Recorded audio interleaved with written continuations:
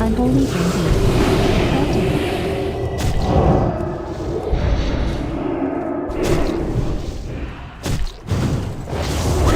Nature's stress hit the iron ball.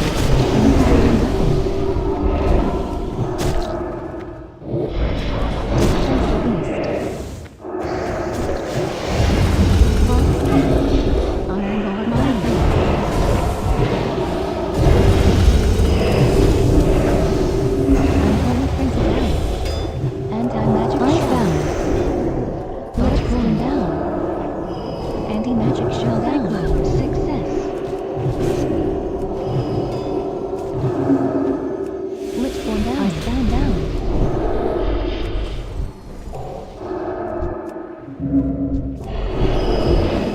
Cyclone. Success.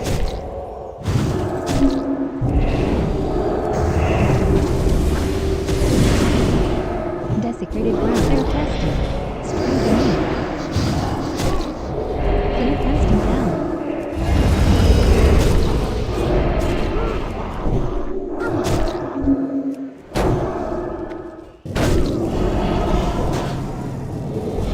Stampeding north. Mine field.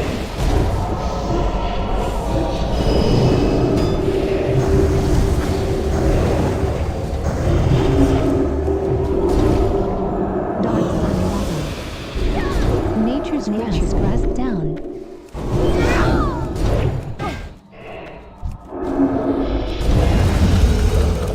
Disorienting rope. Heads down.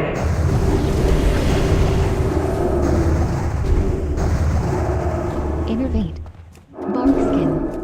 Displacer beast. S-Ice bound. Nature's weakness down. Innervate down.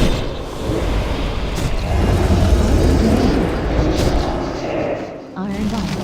Mine field. S-Ice bound down.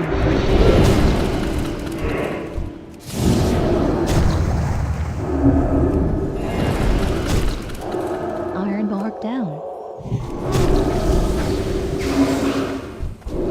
Displacer beast. Clear casting. Disorienting wood. Nature's grass. Mine nature's grass down.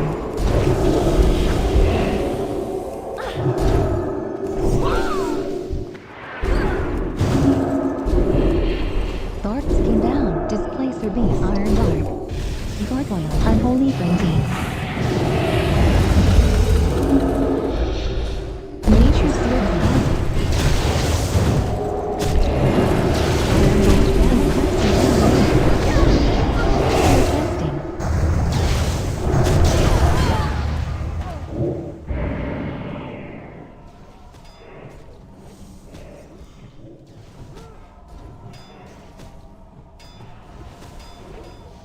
Displacer beast. Unholy frenzy down.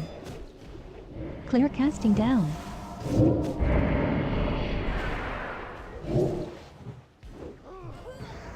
Bark skin. Clear casting. Disorienting roar.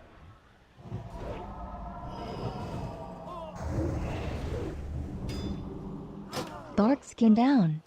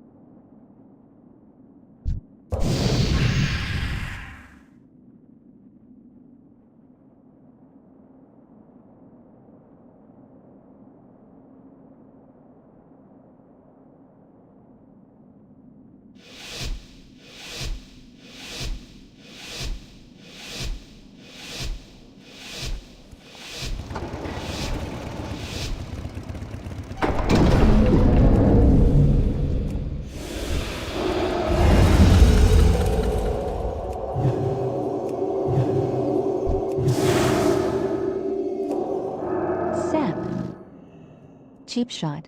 Garrote. Shadow dismantle. Smoke bomb. Will of the Forsaken. Smoke bomb. Shadowed line. Down. Burst of speed. Berserking down. Burst of speed. Shadow blade down. Shadow down. Vanish.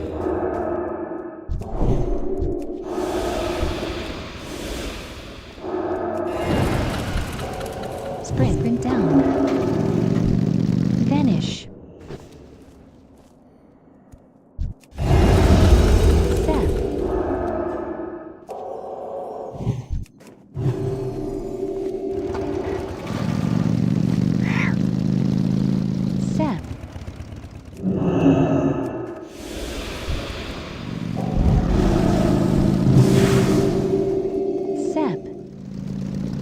Cheap shot.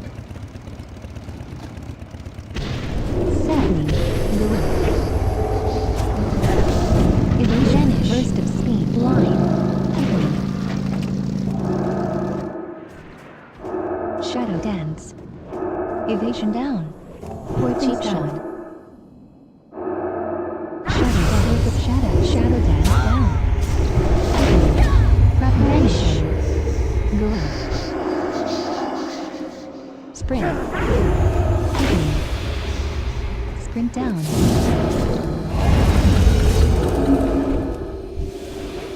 Cheating down. Dismantle. Death mode. Cheating death down. Burst of speed.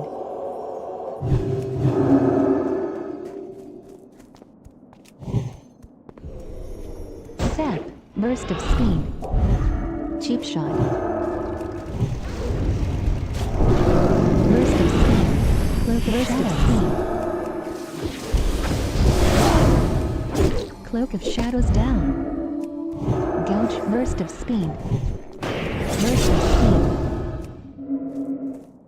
Burst of speed. Evasion. Shadow dance.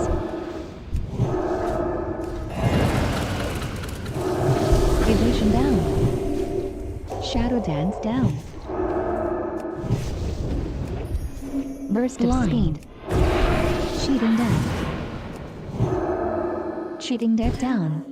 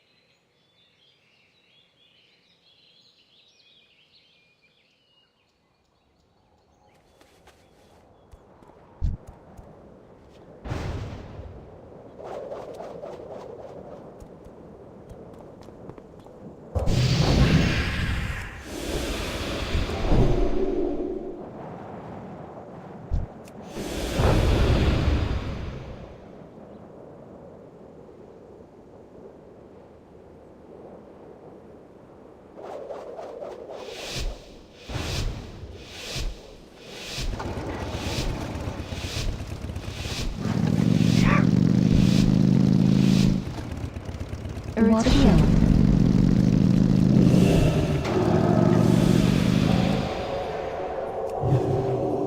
Unleash elemental.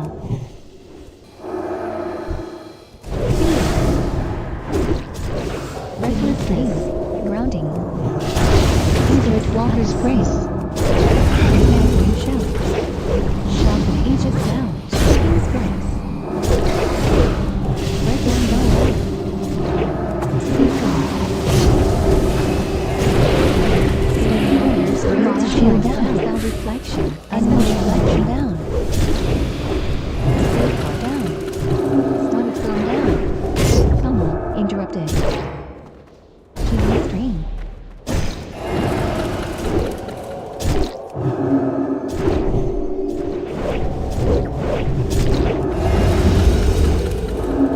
Water shield down.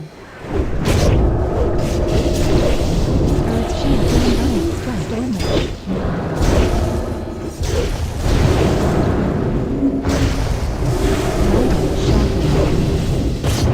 Sweeping storm down. Sweeping strikes. Pummel. Shattering flow. Success. Healing stream. Enraged regeneration down. Enraged regeneration down. Ice.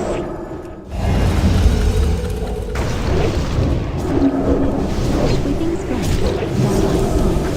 Fumble. Interrupted. Storm bolt.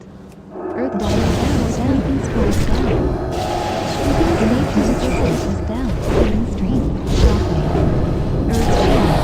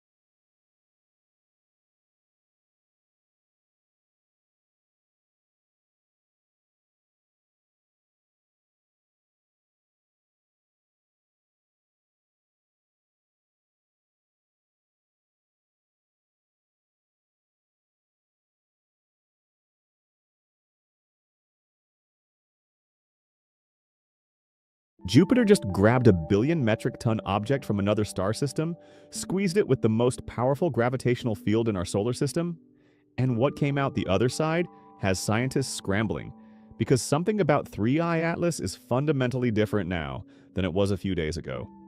The most mysterious 3 what came out the other side has scientists scrambling,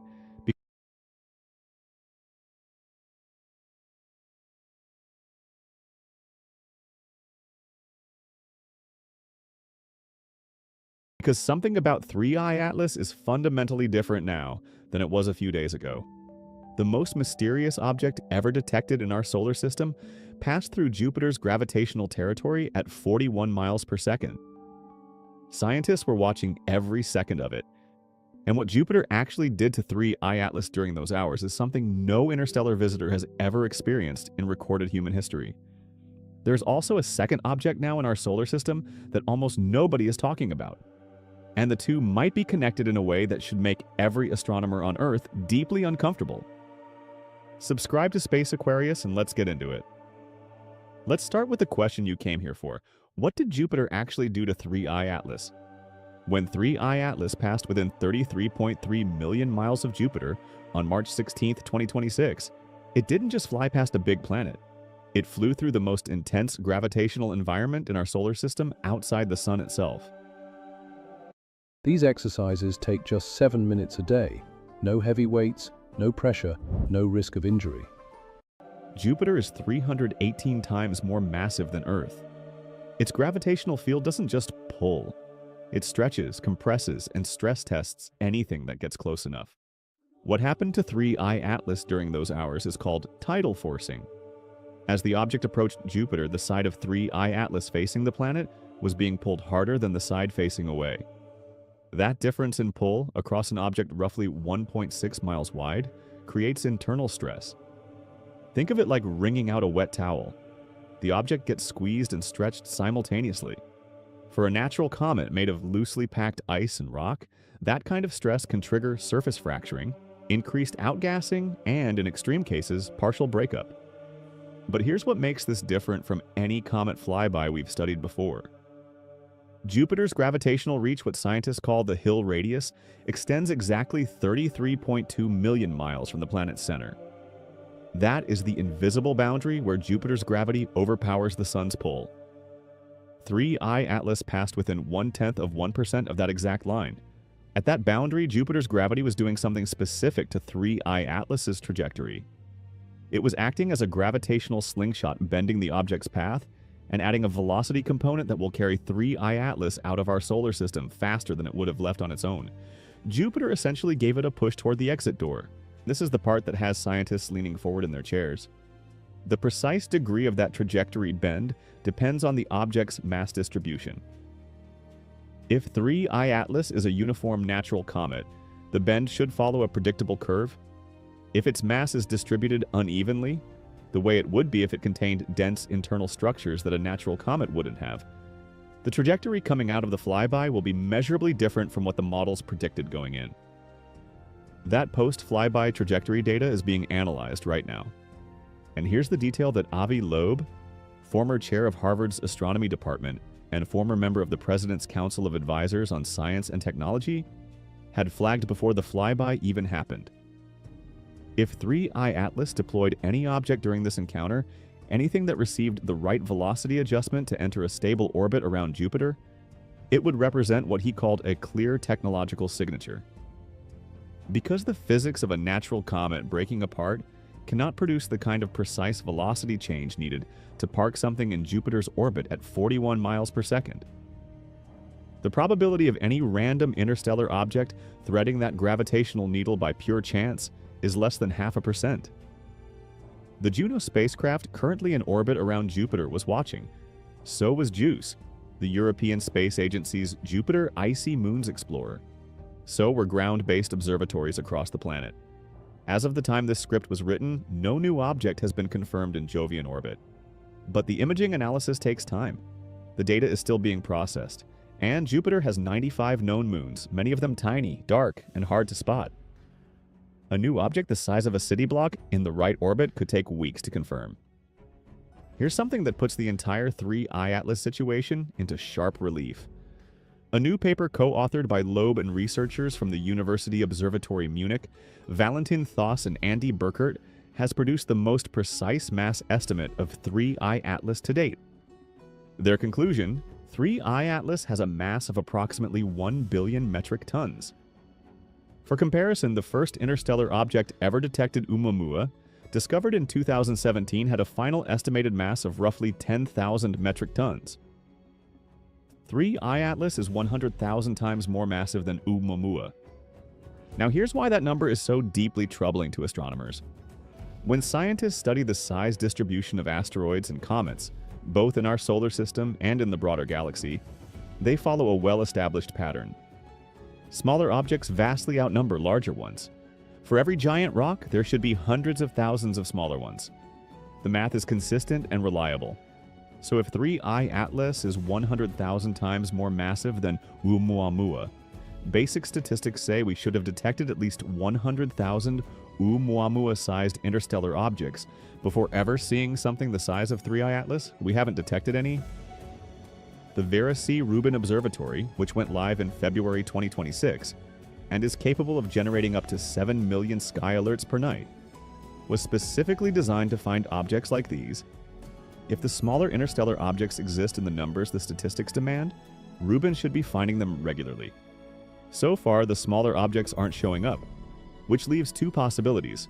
Either our models of interstellar object distribution are fundamentally wrong, or the objects we're detecting, Oumuamua and 3I Atlas, don't follow natural size distributions because they aren't naturally occurring objects. Loeb has been direct about this. The mass discrepancy alone, setting aside every other anomaly, is enough to make the artificial origin hypothesis statistically competitive with the natural one. In the span of 9 months, our solar system has been visited by an object carrying billion-year-old chemistry, displaying geometric precision in its jet structure, stress-tested by the most powerful gravitational field in the solar system, and leaving behind questions that our best telescopes and sharpest minds cannot yet answer. A second object, possibly unrelated, possibly not, is now days away from a sun-grazing pass that will either confirm it as an unusual natural comet or add another layer to a story that keeps refusing to resolve cleanly. The Rubin Observatory will find more of these objects, that is certain. The question is what those objects will look like when we find them. If they follow the size distribution we expect from natural processes, the anomaly of 3I Atlas becomes easier to explain away. If they don't, if the small objects keep not showing up, then the statistical case for something extraordinary gets harder and harder to ignore. If this video gave you something real to think about, hit the like button and subscribe to Space Aquarius. Drop a comment below. Do you think Jupiter's gravitational stress test revealed something about 3I Atlas that changes how you see this object? I read every comment, and if you know someone who follows space news, a friend, a coworker, your brother,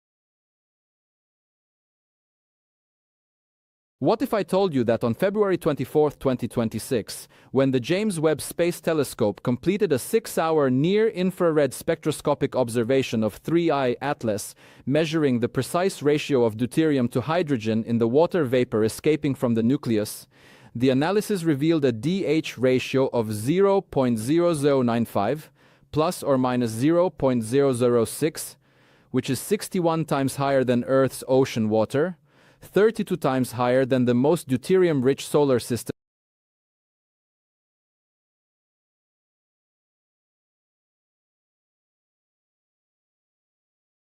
comet ever measured, and approaching the theoretical maximum deuterium enrichment possible in molecular clouds at temperatures below 10 Kelvin, not approximately higher, not somewhat enriched, 61.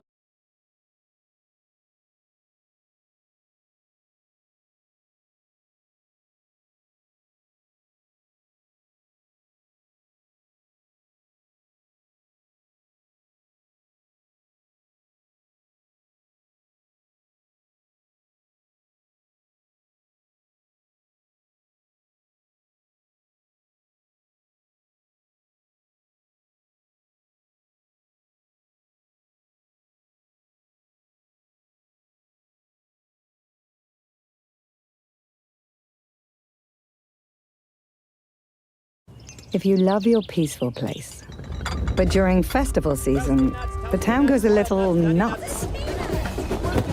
Airbnb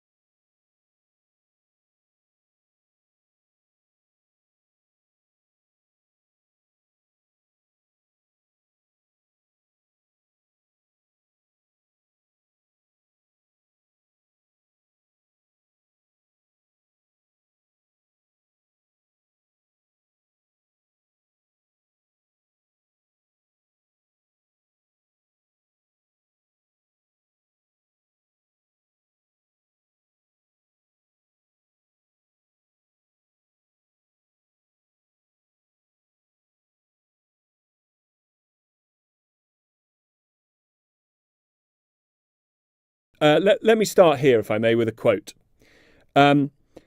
Just to be clear, given recent drivel online, Comet 3I Atlas is a comet made of carbon dioxide and water ices and bits of other stuff. It is entirely natural in origin, its orbit is as expected, and it will whiz around the sun and then disappear off into the galaxy again. That's Professor Brian Cox, astrophysicist, much beloved of the British people, telling you that you are wrong in providing drivel when you suggest that this is anything other than a comet.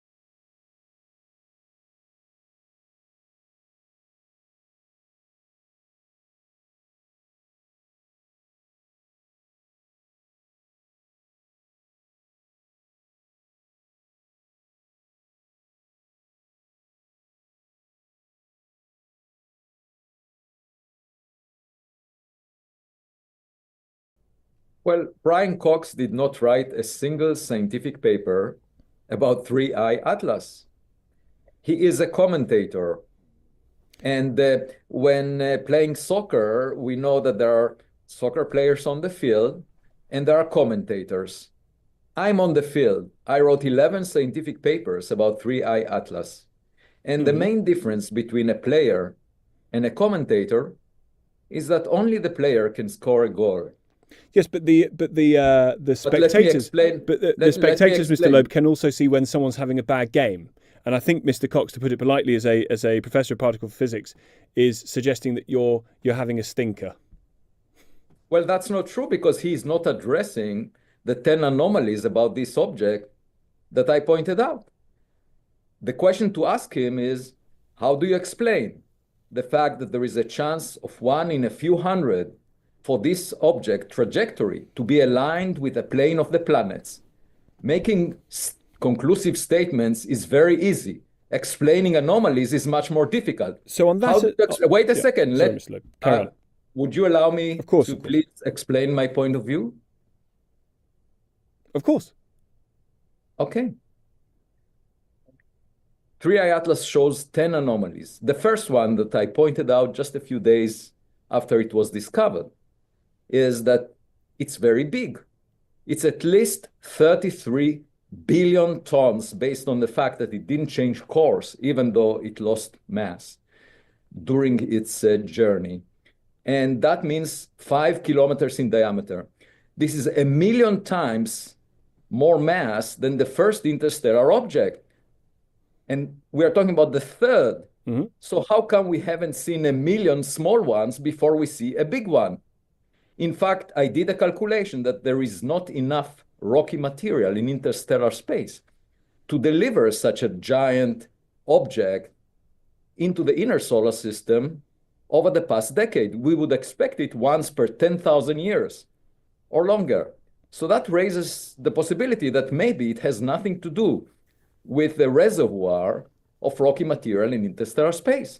And I asked Brian Cox to please attend to the anomaly of the large mass of this object and the fact that it's aligned with the plane of the planets around the sun, and the fact that it sheds nickel with very little iron, a feature that we only find in nickel alloys that are made industrially, and the fact that there was a jet pointed towards the sun during July and August, but not a cometary tail that is headed away from the sun, the way we see for comets. And the fact that when this object came closest to the sun on October 29th, it actually exhibited non-gravitational acceleration. What does that what does that mean, non-gravitational acceleration? It means that there was a deviation from a trajectory that we expected based on gravity alone. And so for a comet, it means the comet must lose a substantial fraction of its mass in order to get a recoil from the rocket effect. And that means a massive cloud of gas weighing more than 5 billion tons around it after it passed closest to the sun. And in fact, there were first images that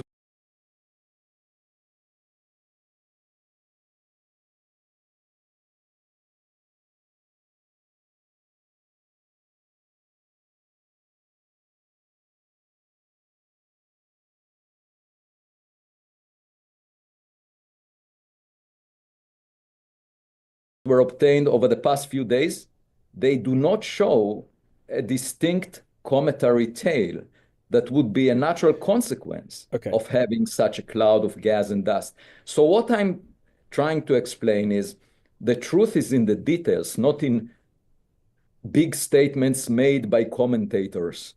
And before we explain the anomalies in a simple way, we should all be curious about what this object might be. Definitely people are. Because let me explain. The foundation of science is humility in trying to gain new knowledge out of curiosity, and not in arrogance based on expertise. Outsmart the market with Base 44 super agents. Set up in seconds and ready to go.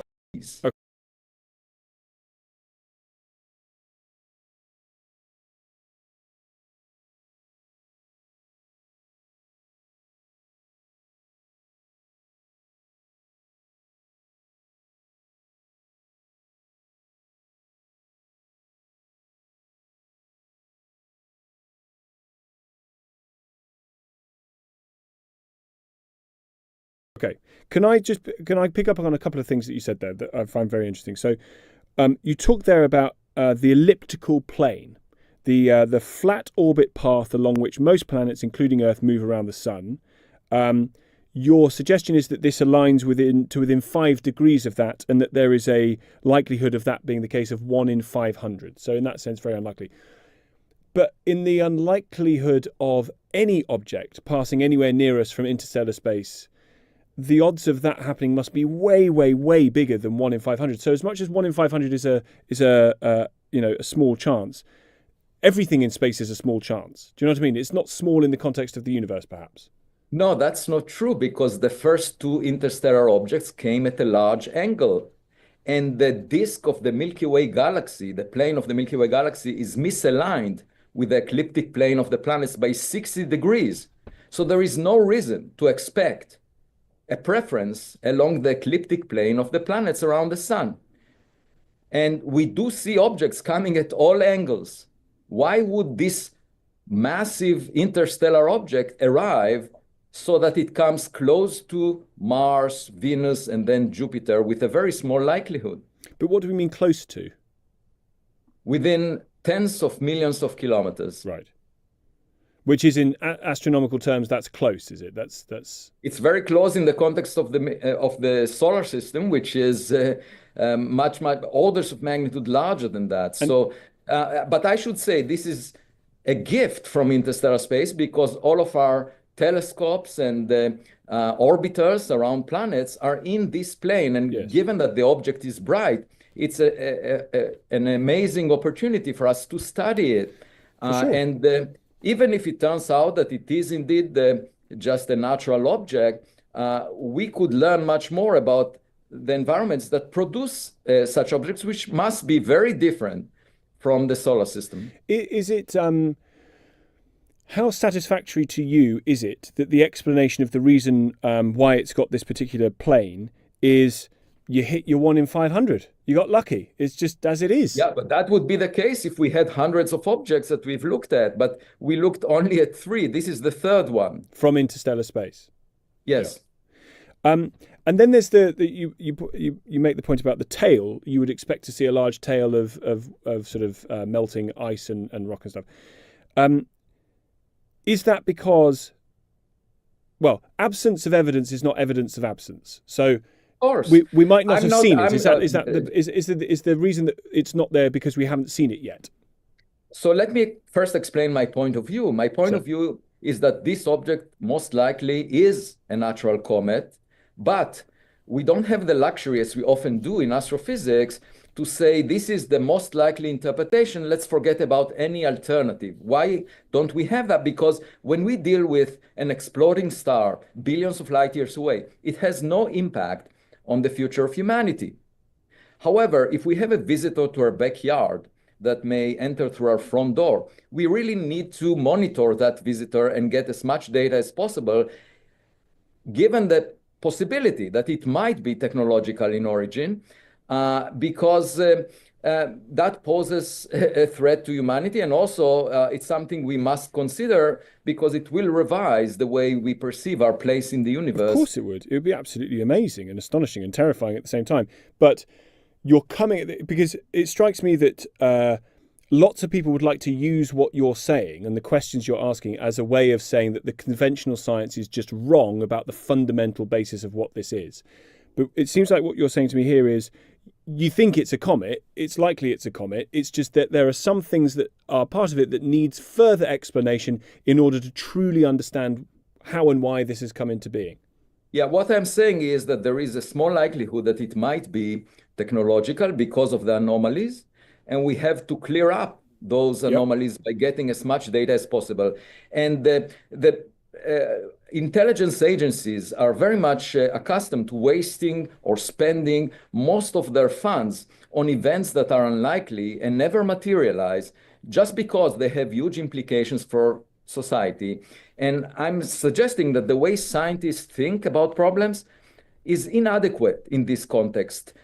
Because it could be a black swan event that you assign a small probability for it, but nevertheless, it has major implications for the future. And so we must consider seriously the possibility of technological objects for a simple reason. We launched 5 probes to interstellar space: Voyager 1, Voyager 2, Pioneer 10, Pioneer 11, and New Horizons. We keep polluting space with technological gadgets, and we only had 50 years of space exploration. Just imagine another civilization that had millions or billions of years.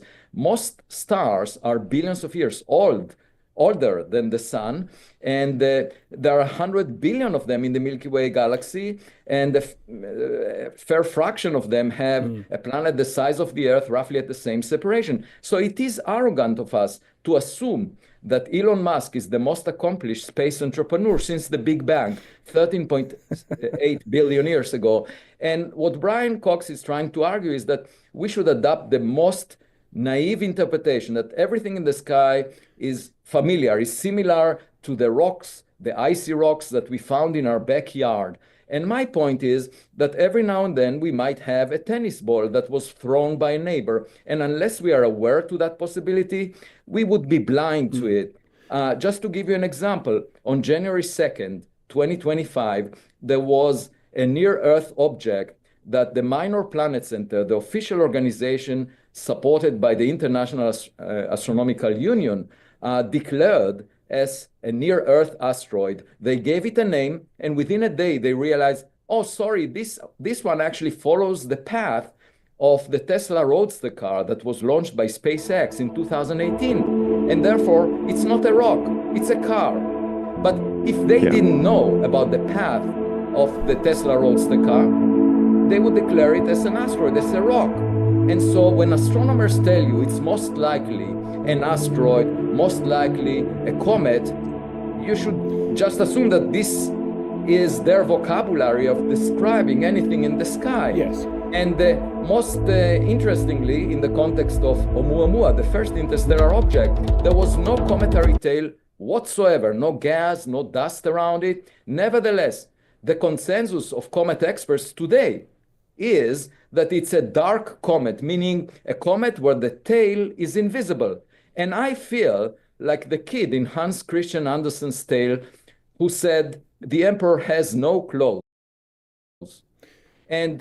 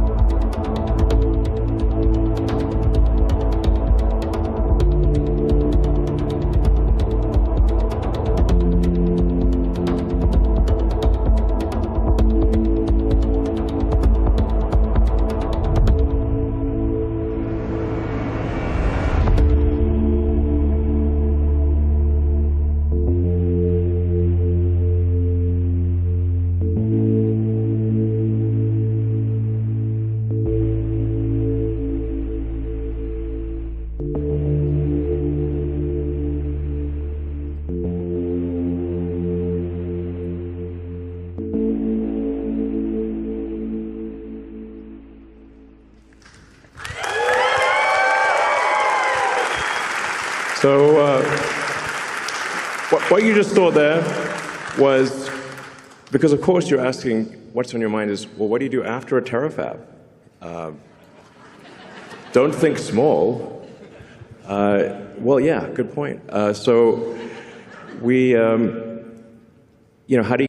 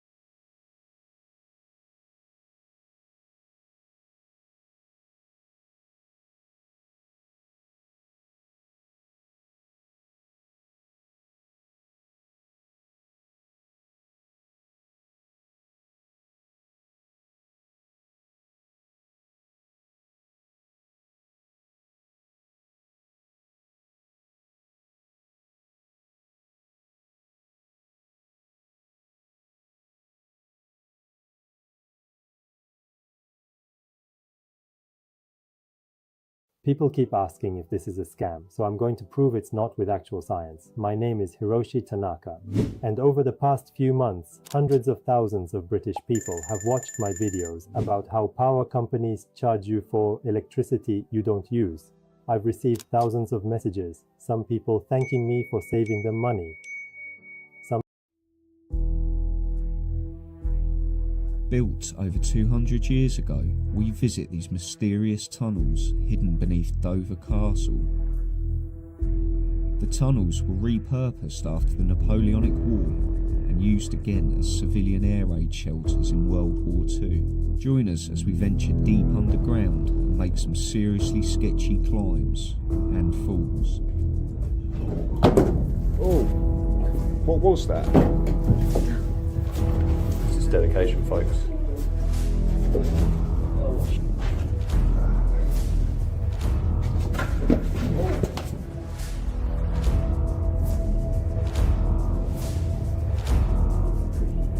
Yo guys, how we doing? Hope we're well. We're out in Dover again. We're going there today. There is some tunnels that we haven't done yet that are supposedly open, and fingers crossed, but I'll just flip the camera around and I'll show you. Somewhere in there is the entrance, and apparently you can walk all through there and all up. These are massive, these tunnels. We've got Exploring Within, Steve with us today. We've got Custard Cream, who's one of our channel members. How you doing? And we've got one man and his dog, without the dog. But yeah, he's obviously nursing an injury at the minute, so fair play to Ray for coming out today. Not a bit of a problem though, guys. I've got to try and get up back. Oh. And You got your rope? I have the rope, but it's going to be difficult. We'll spend the next 15 minutes watching Ray climb, so we'll join you inside, guys. Beautiful day, isn't it? How are you going to do that, mate? Would it be a good idea if I went first and I can, like, pull you up? Do you want this, Steve? I'll just pull you up. Take his stick first.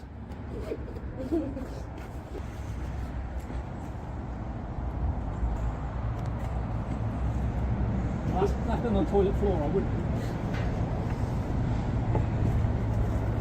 Put your foot on that thing there.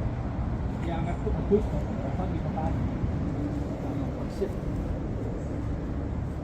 Give me your hand, I'll pull you up, and then you're going to have to just... No. I've got to try and do it this way, because I can't use my hand. Got anything else we can use? Use your own stick. No, because it's not that good. Oh, that's handy, actually. He's found a couple of them. Yeah. Only, mate, only. You could strap them to your feet and then walk on stools.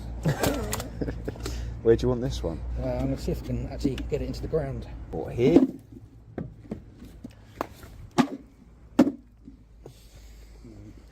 We'll find out it won't be open when we all get up there. Yeah, it might be worth you having a look, Steve. Let me know if you want. But get your foot on. Grab hold of his arm, Steve, I would, and pull him. Hold on to my hand. Nicely done, Ray. Watch the pro do it. Nicely done. Yeah, the door's wide open. You need some good run, folks. I'm in pain. How high that is.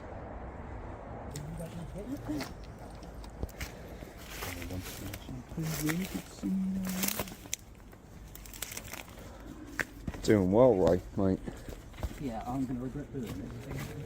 Oh, yeah. Seriously? Don't you play with me like that, mate? You're not what you said this morning. There we go, guys. Open. Danger of death. Ooh. Do you want to go next? Or do you want me to... Oh, wow. Mate, look! Danger of deep. Oh, wow. I've never seen anything like this. Look at this little entrance, mate. Well, it's got acros holding the roof up. Oh! We've got... Get your shades, Alex. Oh, yeah, that's a good point. A bit darker, different colour of entrance. I've got to quickly... I'll let you come here. Yeah. Because you want to Oh. see... Oh! Mind the pat on the What's floor. that down there then? And, well, Oh, we need my rope. do we need to get down there? I can't. Oh, But there's a door down there. Is there? They did say there was 5 levels to this. 5 levels. Well, Alex, we're doing it. The thing is, one wrong move, you're dead. Yeah. Should we have a look back this way? Yeah, there's nice stairs to go down. Wow, look at this. There's like steel supports on these guys.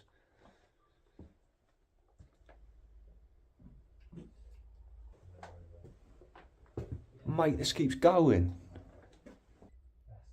Look down there. I can't even see the end of that. Mate, have you seen it down here? This is different, isn't it? Yeah, very different to what we've done in Dover before, Steve, but... Yeah, just the texture and the... Look at that. Oh my God. I can't even see the end. It's nice to have a different bunker as opposed to the normal corrugated iron skin we're used to. Yeah.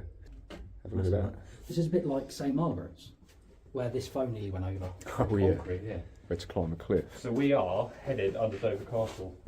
What does that say? This is my home. Leave me alone.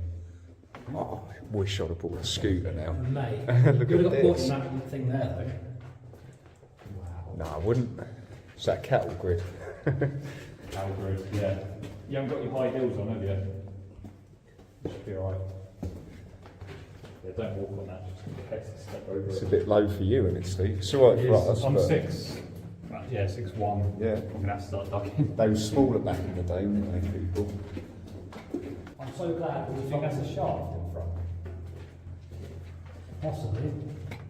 This would be nice on a hot day, wouldn't it? It is hot out there though. It's not cold like I thought it was going to Not be. cold, but it's still early in the morning. I think it's Right. 9. Which way do we go? Go left because it probably go round on itself. I guess. You reckon? Look at this. No way. Right, we've got to bear in mind where we are, by Yeah. the way. We've got to remember.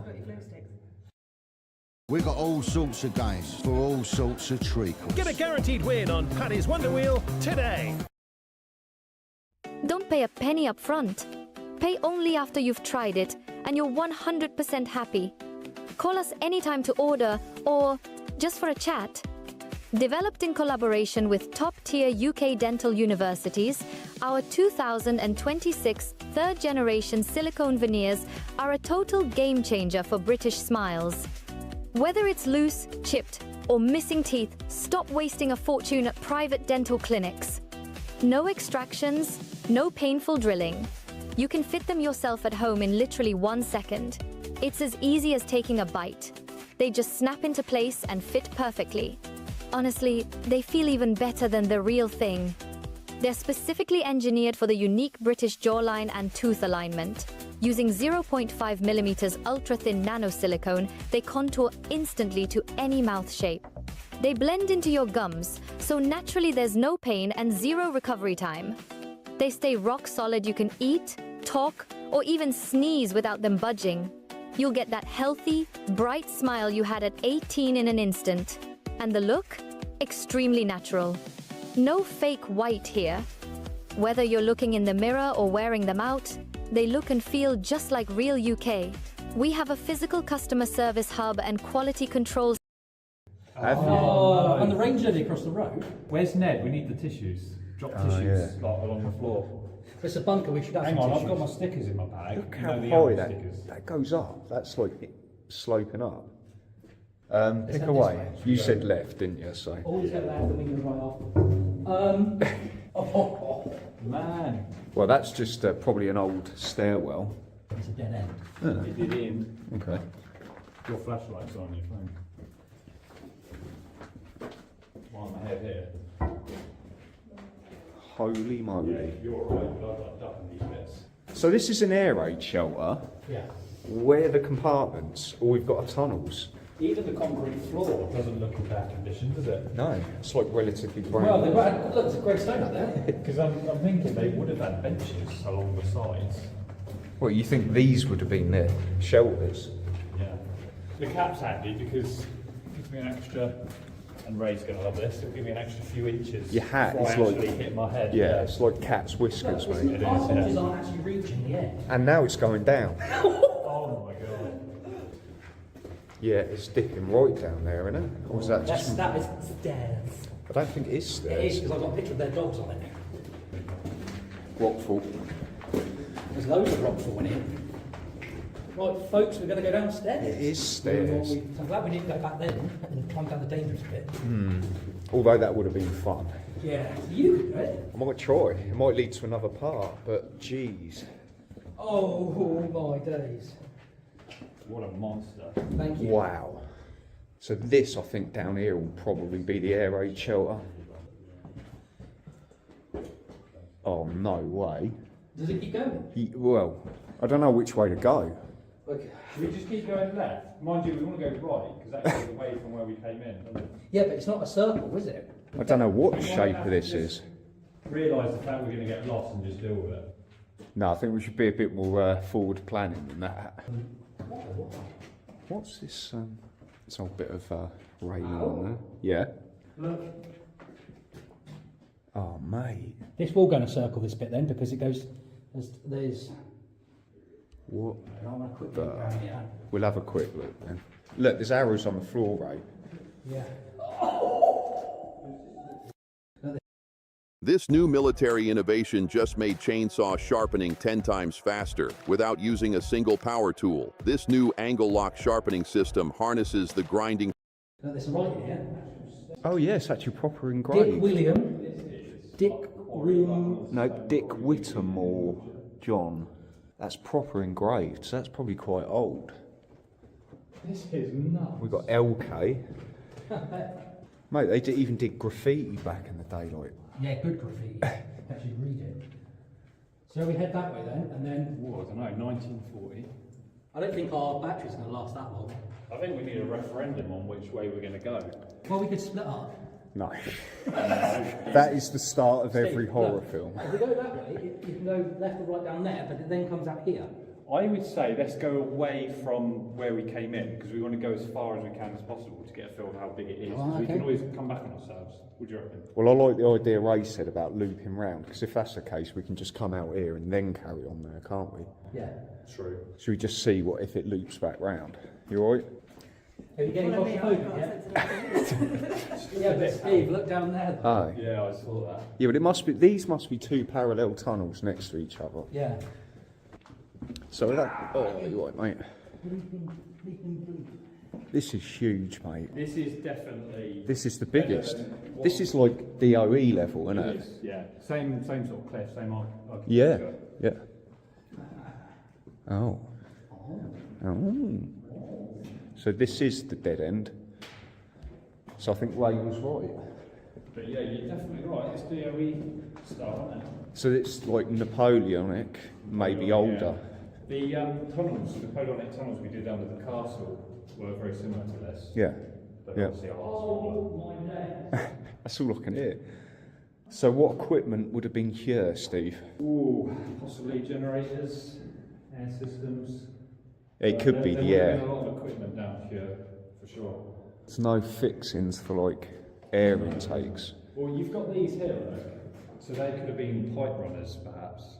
Because there's periodically every sort of 6 feet or so, aren't they? Yeah. Look at the size of this place. This is by far the best we've done in a long time. Sure. It might even be pre-Napoleonic, Steve. That's the thing, because What's that, mate? yeah, mystery tunnels are what they dubbed as. Yeah. Much like the DOE, which no one really knows the true origin. No conclusive info on the DOE. Right, so I think Ray was actually Where does right. that go around there? Does it? I don't know. Oh, it might do. Yeah, it does. There's a shaft there. Oh, what? Oh, that's bricked up. Oh. Do you want to have a look? Yeah. Ray's getting very. Oh yeah, look at that. I wonder where that did go though, Steve. The exit Yeah. Back to the road, maybe, where we were. Maybe even to the castle. Yeah. Oh wow, look at the tunnel I can see through there. That looks rounded. It does. Alex, you up for a climb? Yeah, why? Comes out to the castle. Really? Hang on, what's this? It's a dead end. I moved from Tokyo to Manchester and discovered British families are being legally robbed every single month. My name is Hiroshi Tanaka. I worked at Honda's UK plant for 6 years, and what I discovered about British electricity bills made me physically sick. Let me explain something most British people don't know. In Japan, we have a law from 1958. It's called the Clean Power Act. Every power company must deliver pure electricity, no hidden fees, no phantom charges, no tricks. If they No, that's another entrance bricked up. Wow, look at this. Right guys, we're going to film this because he hasn't seen it yet.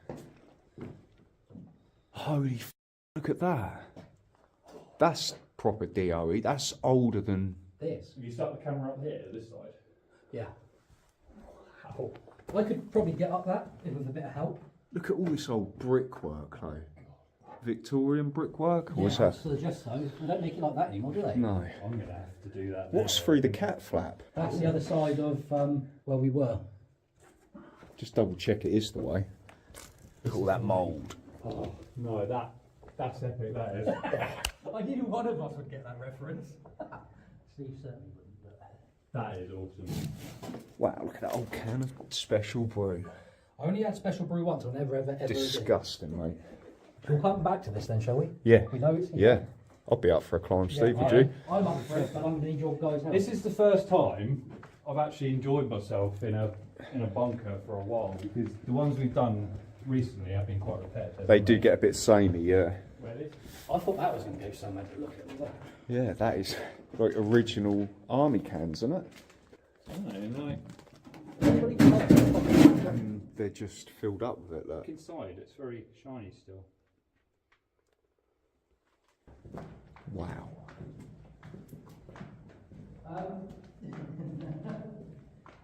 Is there more decisions to make, right? Oh, look at that. That's spooky. Face looking at us. Oh, yeah. I wonder who's done that, whether that's original. Someone's left their old belt down there from the 40s. Jerusalem. Yeah. That place is cool, isn't it? So, Custard is taking notes of where we've been, what corner we've turned. I'm surprised not taking a photo. You're on navigation. Would it have come up where we just were? No, so we've got dead end here. A dead end here.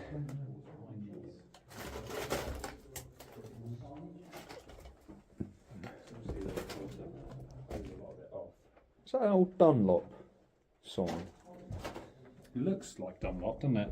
It's got some all writing down the bottom, but I can't quite read that. Where are you, Ray? Down here. Yeah. Found the toilet. Got old electrics up there, look. Mate, I can't get over how big this is. Where are you, Ray? Just here. Oh yeah, he's in the toilets. There's nothing in it. I'll give it a 0, but it's still, you know. I'm definitely not a 0 for the location. Well, location, it bumps up to a 5 there. Actually, I suppose there's got to be a toilet in there to give a rating, so... This is a urinal. Yeah, that is a urinal. I might test it in a bit. Is this rating time, is it? Yeah, right, just go in there and look right on the left on the floor. This is the gents. Yeah, old toilets, guys. So we've had the cubicles in cure. We always manage to find them, don't we, Alex? Always, mate. The ones in UGHQ, do you remember they were all in a line? Yeah. There's like about there was 20 cleaning of them. equipment in there as well. Yeah, that's right. Well, what should we give that? 1.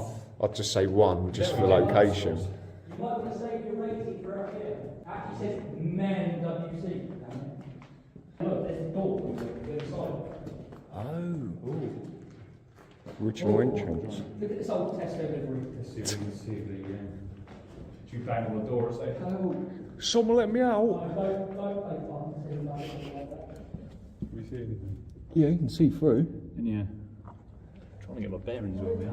I have no idea. You probably don't see on the camera. Oh yeah, you can just. The old Tesco bag. Just take a look and you'll know what I mean. You'll have to get the other end. These are cosy cubicles. That's original, mate, that is.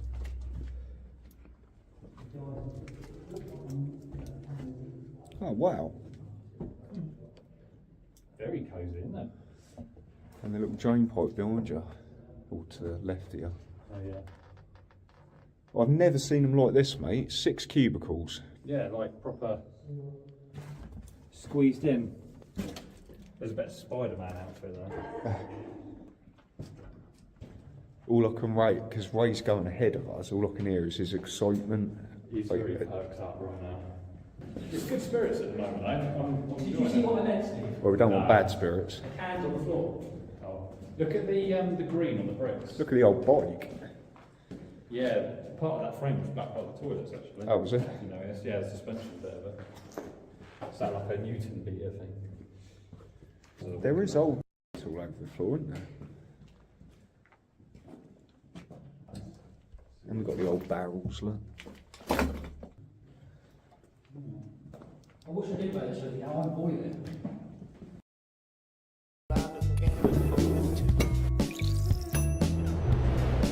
Jameson ginger and lime.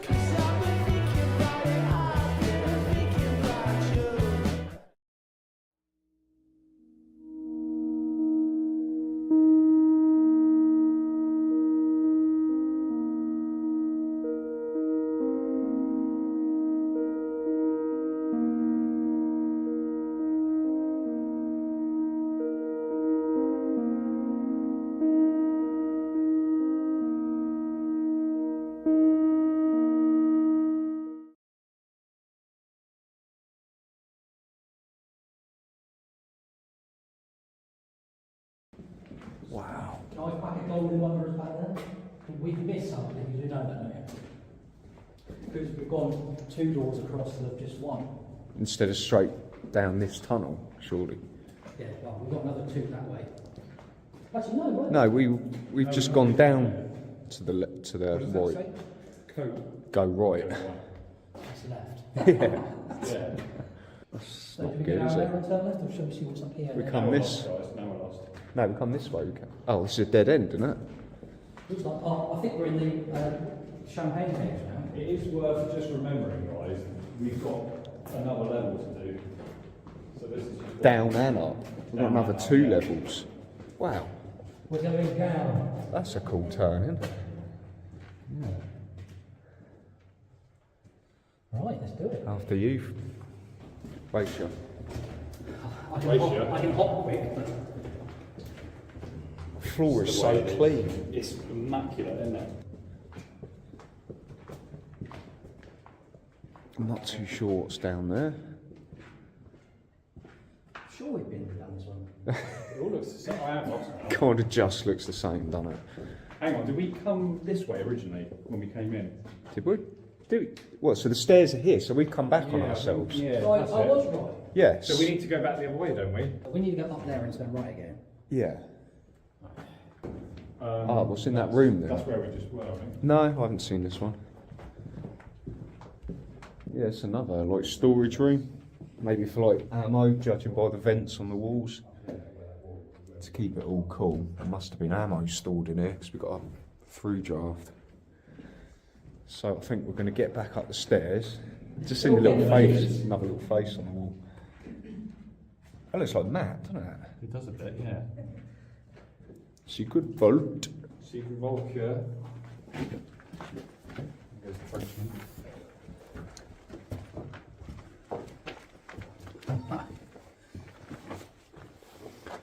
Steve's braving it first by the looks of it. And he's got. I would have put sleeves on for doing this because you're going to cut yourself.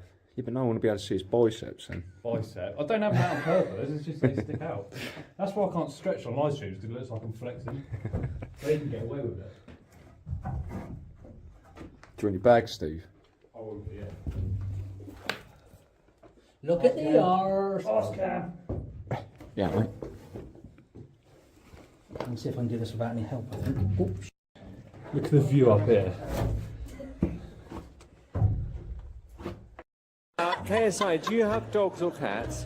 I have cats. Thank you. Stop booing my cats! Don't boo my cats. My point is, a cat couldn't do that.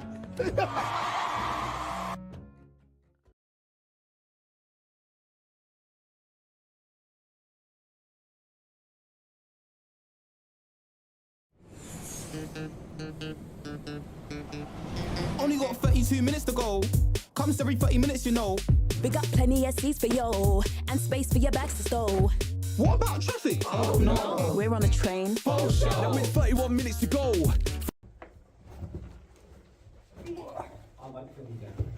Trying to move back. Look at the tunnel from above. Oh dear. I won't go anywhere because I've got my bad foot on it. So. There we go. Oh my God, Steve, I didn't even look up properly. There's my phone. Guys, don't leave me. Oh, you know what that means, Alex? Whoa. Sit on the job. Just nearly went then.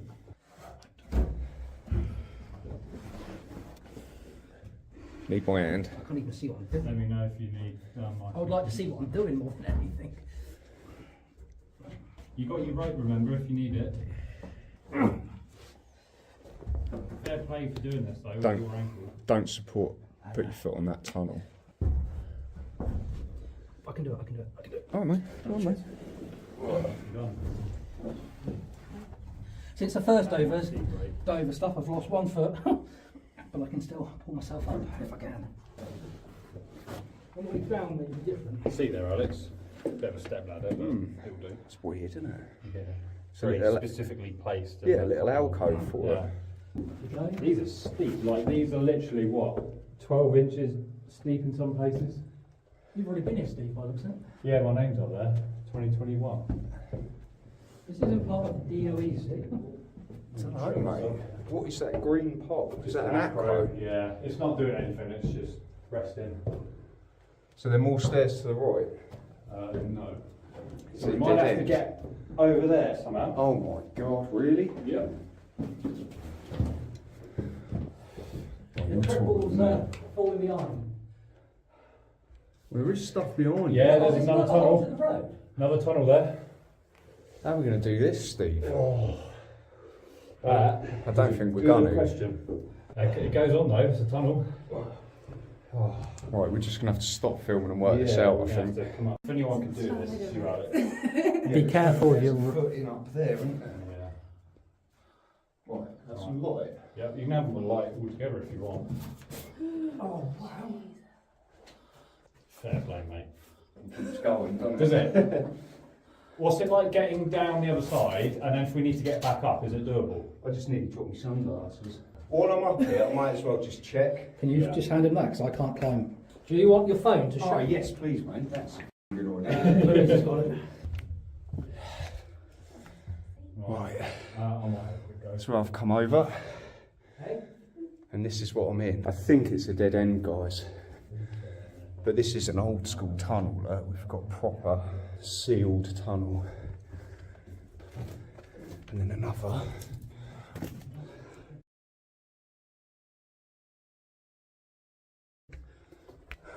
Dead end. It's a dead end. Get in.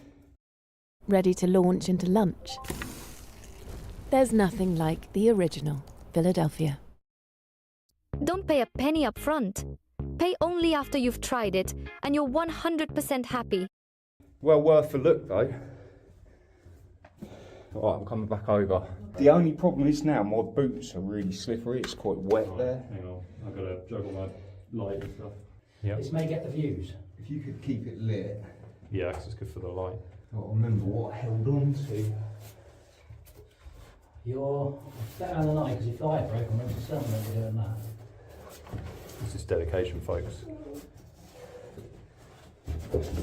Oh shit. Yeah, that's what I mean, my boots are slippery. You got mud everywhere on the bottom. Nicely done. It's cool though. There's like they've broken through to the chalk cliff at the end. And it looks like it started to tunnel, but it's just a dead end. Well, drop a light, guys. Now I'm covered in Now we just got to get back down there. That's the trouble. So this is also going to be a bit fun, isn't it, getting down? Right, I'm down.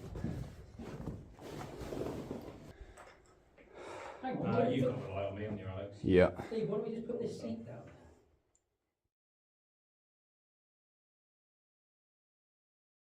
Could I have to have a look at this? Yep, that's strong. So what's he? Oh, He's got it up bloody there. hell. Look. Shine your flashlight to your right. Yeah, look at the sap he's got on the pipe. Oh, hopefully that pipe's strong enough. Well, I've just yanked it, and it's that's all right. taken my... So what do you want me to do with this? So you need me to hold this tight, yeah? It's just slipping though. Oh, what was that? That was on the roof. That was on the roof, wasn't it? Yeah. Do you want your walking stick? Would that help? Collapse. I've got your walking stick. That's all right. Yeah. There you go. You're done. See, his arse would have been completely exposed then, but he's wearing a onesie. After 3 years. There we go. Look at this. Look at the dust. Cheers, Steve. Sorry. I'm just returning the second-hand smoke. Oh, so you couldn't undo my walking stick without... I've just found this here, Oh, look. it's a bullseye, Alex. Yeah, some old target practice. Fair play, Ray. Ray, to be fair, has got a broken ankle. To come out and do this with your Yeah. broken ankle, credits to what credits do, mate. But Ray, what's your excuses the other times? Right, so back up and then down then, I guess. Yeah. Next is the even riskier bit, Yeah, I Ray. don't know if I can do that. Because we're at the same level right now, so there must be a way to it. There's not any way to it. We haven't done the rest of the top yet, because there might be another staircase. Oh yeah, it went right on at the top as Yeah. well, didn't it? Ratio. Ray, you need to be... I'm not running. Beat you, Steve, this time, mate. Right, back up the really long tunnel, guys. He's not kidding. We have got some rock fall here, so always where you can't have folks. Yeah, always. You've noticed, guys, that our caps are actually carbon fibre, so we can withstand certain elements on our hats, can't we? Yeah, they're like cat's whiskers, the hat. Yeah. Lets you know when you're just about to headbutt something.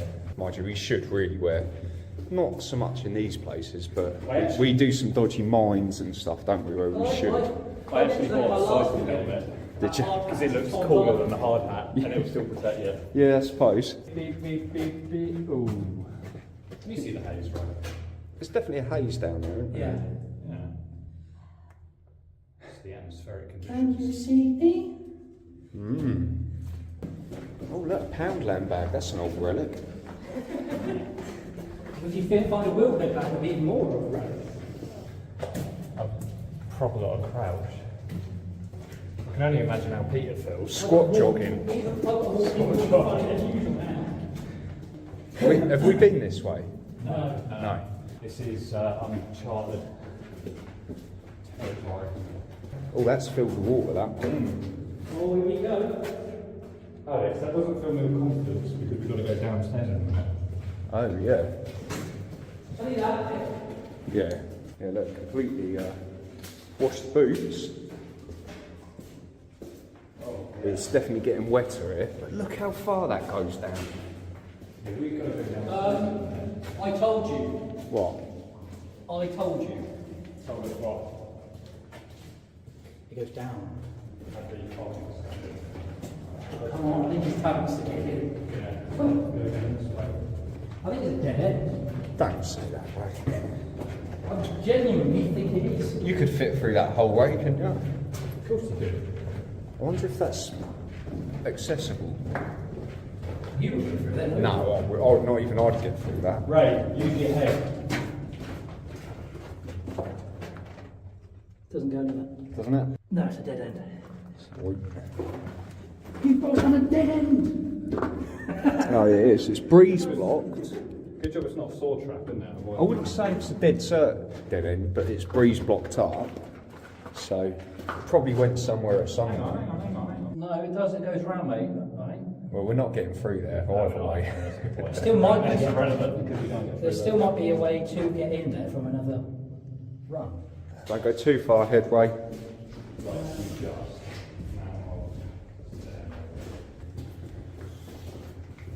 What you seen, Ray? Some names there.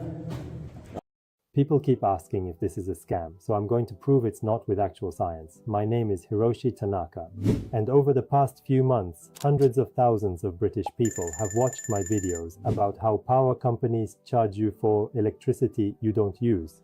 I've received thousands of messages, some people thanking me for saving them money, some people asking how the device works, and yes, some people calling me a scammer. So let me address everything right now with actual science. No tricks, no sales pitch, just facts. First, let me show you what dirty electricity actually is. I have a power meter here, the same one Japanese inspectors use.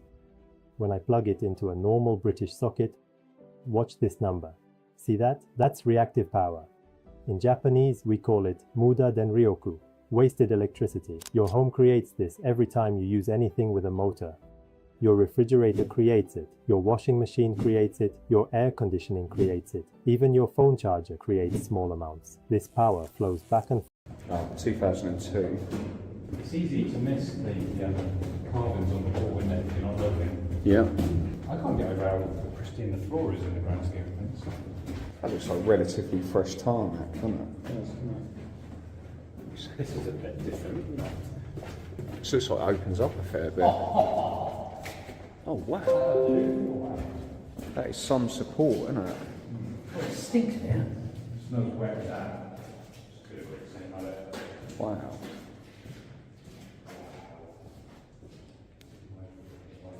Oh my God.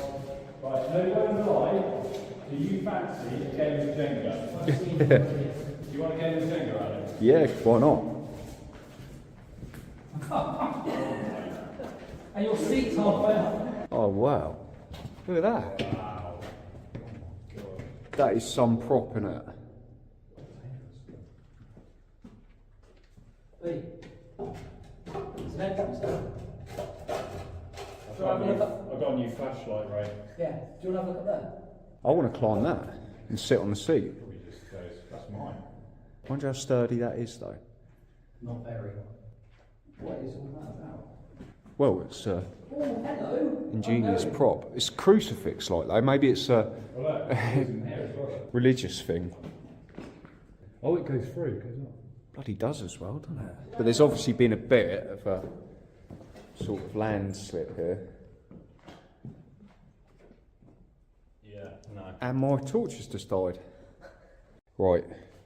Ray's just lent me his bloody hell, O-light, so I'm going to carry on with that. Don't drop it down this well. No. Like Scott's Cave. Is there a well here, is there? Yeah, you got to go down the same. Oh, that well. Right. Oh, well, oh, well. You got a light.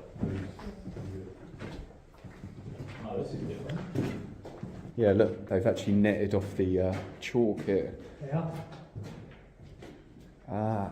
Do you want to go and see what that is? It comes out? Yeah, might as well. Is that wooden panel that we saw from the car park? No, I don't think we're the other side of that. Oh. Oh, there's houses here. You can just literally come in and out of it. People's houses. Is it? Yeah. So they would have had a window there? Or is that just someone dumping it? Oh yeah, look, we've got people's houses just over there.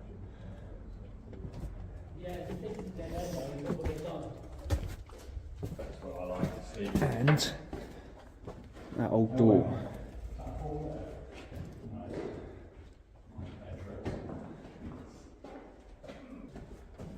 It's almost like kind of prison doors. Are you one of millions in the UK with a conservatory? Why doesn't every conservatory in the UK have a proper insulated roof? It's not because replacements are too expensive or that there are no programs available. It's because most homeowners don't know about this new British one-day conservatory roof transformation. Oh, through there, is it? Yeah.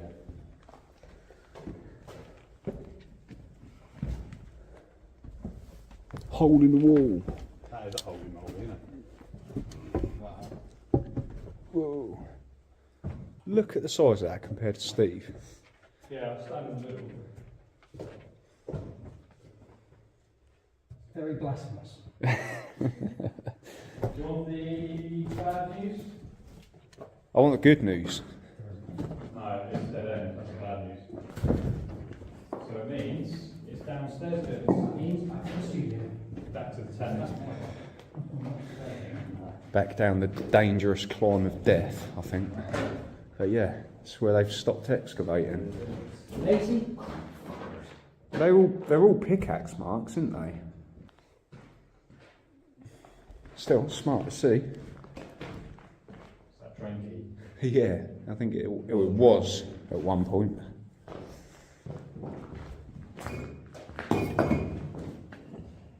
And look, we've got an old wooden frame for the original arch there as well. Louise Hyde. Hello, is there anybody there? Please don't say we've lost a member. First time in a bunker. She's gone. She's done a runner. She's going to get lost if she does. Oh, look at that. Where is she, all seriousness? I don't know. She's not down there, is she? I can hear her. Hey! It's like a little mouse. You're brave walking off first time in a bunker. Listening for both. So we haven't done that way yet, have we? No, we'll go that way in a sec. Yeah? Is that toilets? No, it's like this strong smell of weed. Yeah, just a dead end. Again. No, wooden beam. Look at that.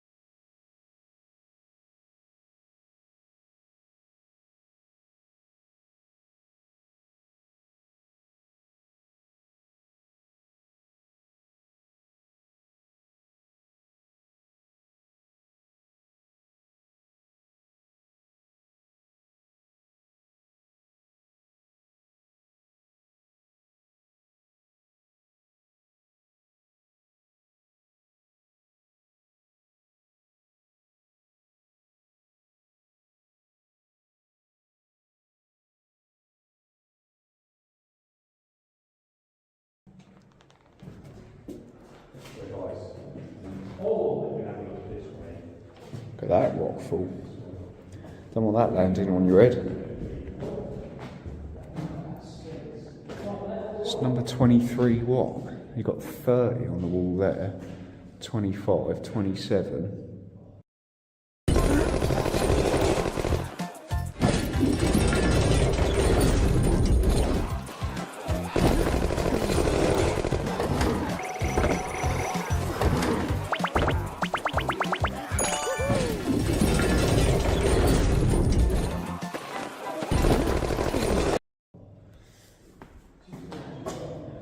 And look, we've got that, I think, is an original sign. So we've got something, they are not served bunks. Something about bunk beds, which is obviously what they would have slept on in the war. And number 21. And they're telling us, go this way. Look at these old brick arches, look.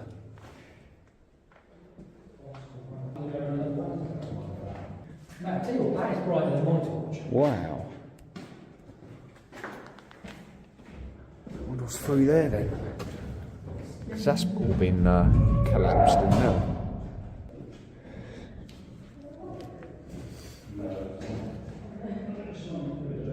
All petrol cans.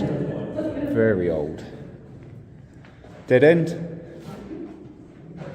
That's why I'm just down there. Do we want to head, do we want to head right? Yeah. Hang on right. Yeah, that torch is well bright. It's good, isn't it? So we got another... Oh wow, look at that door. That's pretty cool, isn't it? We've seen some of these in the DOE. Yes, we this have. style. This reminds me of DOE, the second bit we did. Do you remember when we climbed up? Yeah. It reminds me of that. Yeah, we had to climb out and then go back in another way. So these are old blast walls. Oh, These they've got are. some initials in there. Soul. Oh yeah.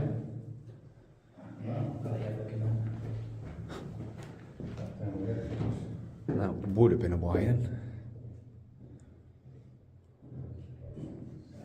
that's cool. So.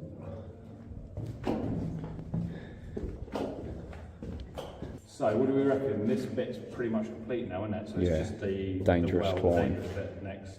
The climb of death, right? Yeah. Which I won't be able to do, full stop. Can only try if you don't. That's it. The only other way You've done pretty good so far, to be fair. The only other way I can do it is by going up the hill, in, down and around. But then it's still putting pressure on my bloody foot. Should we go there and cross the bridge when we get to it? Yeah, we'll tell you whether it's worth going down there first. Say again? Torches just died. Oh, really? Yeah. Have to stick together. So my gimbal is now flashing, look. Mate, it's got to be the temperature in here. Alex's main flashlights died, Ray's flashlights died, we're on fumes right now. And Steve's gimbal's My dying. gimbal's flashing now. Wow, nothing. Forgot password. Make paying online easier with Click to Pay. All your details remembered, so you don't have to.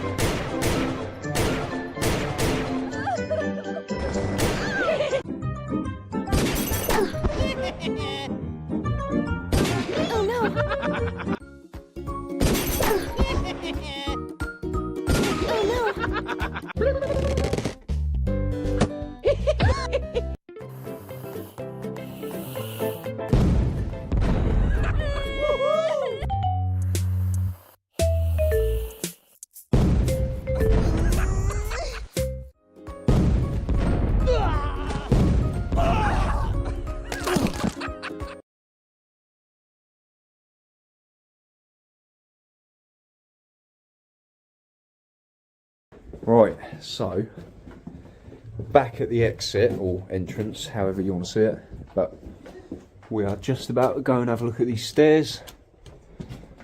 This is the bit we've been waiting for. The stairs of death. Yep, here it is. Shall we? Do you want the rope just in case? No, it's Alex, he doesn't need a rope. God, they're big steps, aren't they? They got a big gap between them. Yeah, but you've got one left, one right. Yeah. That's the tragedy. Oh no, hang on. Oh yeah, there's multiple. We're going to have to... Some of them are cut off. So it's not going to be easy. You've got to do some adjusting.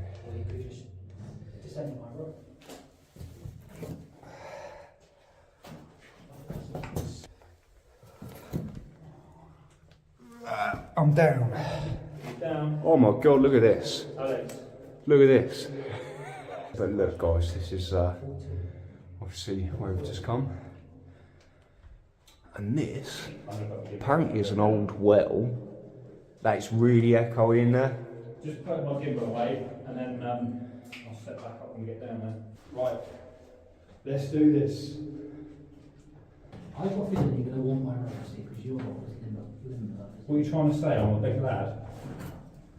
God, that one's wobbly. Yeah, there is one wobbly, so don't put too much weight on that one. Because we ain't getting back out. So the one's missing to your left now. So you might have to try and... There's a couple on your right behind you. See? Yeah, and have to lower that foot down onto that one. This one? No, that one. If you can stretch, you've got big legs. Yeah, you're there. You're there. Nicely done, mate. Oh. Now look at that behind you. Yeah. You know. Holy shit, man. Hello? I can't get down now. Right. Mate, I got set up. Have fun, guys. Mate, this is something else. Here you go. If you want to risk it for a biscuit, here you go. Now is the time. We got to hope that the torches don't run out. Oh, scalp care time. If you want beautiful looking hair, it starts with your scalp. You need moisture ritual. It smells of dreams. You massage it with this, which is very, very relaxing. And suddenly, ring-a-ding-ding. Dermarex Pro Moisture Ritual. So you have a yellow, ugly headlight like this. It's sun damaged. This is sun damaged. Let's do this.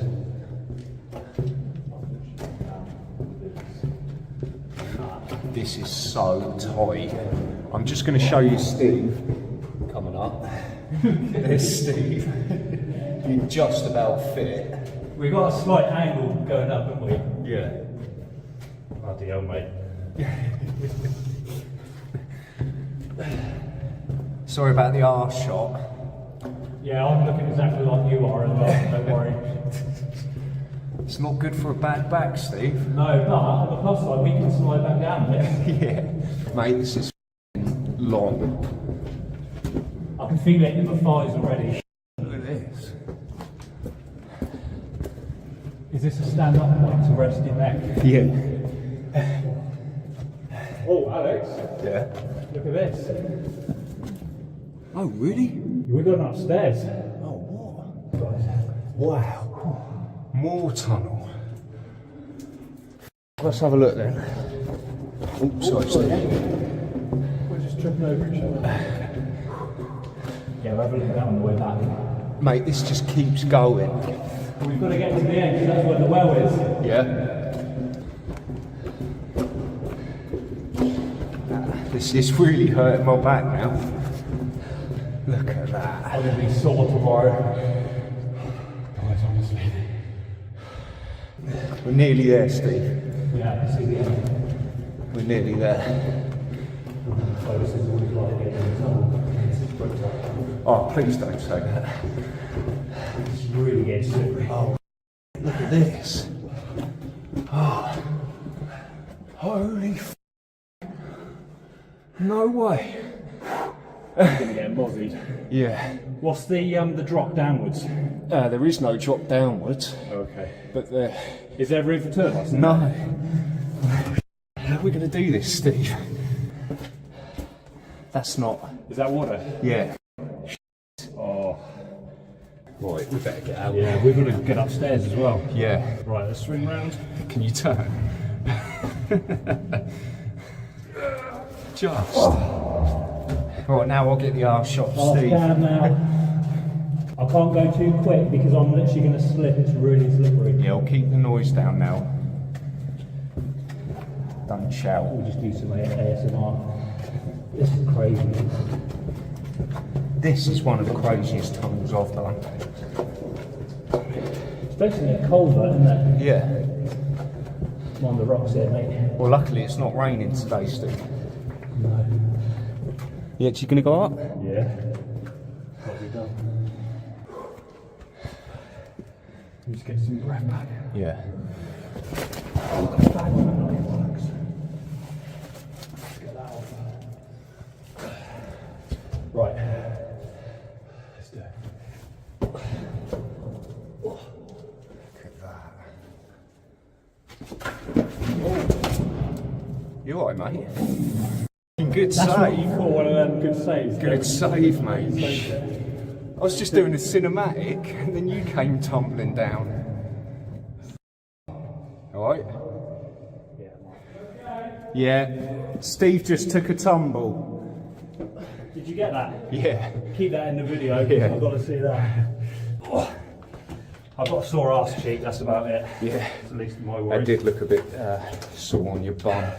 It's just how you came down and put the double thumbs up. You've got to, like, play it cool. Yeah. Play it cool, Trig. Play it cool. Oh, God, what do we do? Things we do. The things we do, mate. Look, there's the drop. It was all good. Yeah, well, just be careful going down, because yeah, it is wet. Oh, mate, this is Mozzie Central, Steve. I don't like it. No. I can't do that, mate. Mate, we got a mission to finish. Mozzies. I'm doing it. I hate mosquitoes, but I'm doing it. Better be worth it, mate. No, it's not. It's a dead end. Well, sort of, but it's not. No, I've got to get out. I've got to get out of it. Oh, shit. Are they biting you? Yeah, they're biting, mate. Yeah, they are biting. Right, slow down, Steve, slow down. Oh, brakes. Slow down. Yeah. Alright. Yeah. Get out quick. Right. That was horrible, mate. Yeah. Did you get bit? Yeah. There you go, mate. Well, you can feel them biting you, can't you? Yeah. The amount, because you were disturbing them, the amount that was coming at me. They're all sleeping on the roof as well. Poltroni Sofa is here with special introductory prices. Hurry, offers end soon at SCS. Nurses, teachers, and retail workers have been using this insole for years, but new regulations are about to take it off the market for good. There's a revolutionary magnetic acupressure insole out there, and it's the most reliable foot pain relief you'll ever own. But here's the bad news. In just a few weeks, new manufacturing standards won't allow 400 acupressure points in one insole anymore. That means basic foam padding, generic arch support, and an insole that just won't deliver like this one does right now. The current version, called Akasoli, is unlike anything you've ever seen. It doesn't use standard cushioning or regular padding or any generic materials at all. Instead, it relies on pure Japanese acupressure engineering designed to noticeably reduce foot and heel discomfort. It's breathable, supportive, and built to help align your posture no matter how you walk. Akasoli was originally designed for healthcare workers who needed an insole that helps with plantar fasciitis discomfort, supports proper foot alignment, and helps promote better circulation, but now the public finally has access to it. Big retailers like Amazon and Walmart already refuse to carry it because of how advanced it is, and now regulators are stepping in to weaken it for consumer use. This current batch is the last time it will ever be sold at full therapeutic performance. Once the downgrade hits, the consumer version will have fewer acupressure points and basic support. And here's the best part. It's built to last for years, far longer than regular foam insoles. Standard insoles flatten after just a few months, while Akasoli stays supportive for years without losing its shape. No more cheap insoles that collapse the moment your foot hits them. It's made with safe, antimicrobial silver-coated materials and meets strict quality standards. So, here's the deal. This is the final batch of the original Akasoli. Once it's gone, the only version available will be weaker and more expensive due to regulation changes. That's why they're clearing out the remaining inventory now at 70% off. But you have to act fast, because once this batch is gone, you'll never see the original full-strength version again. So why pay more later for a weaker version when you can get the original at 70% off today? Click the button below to grab yours before it's gone forever.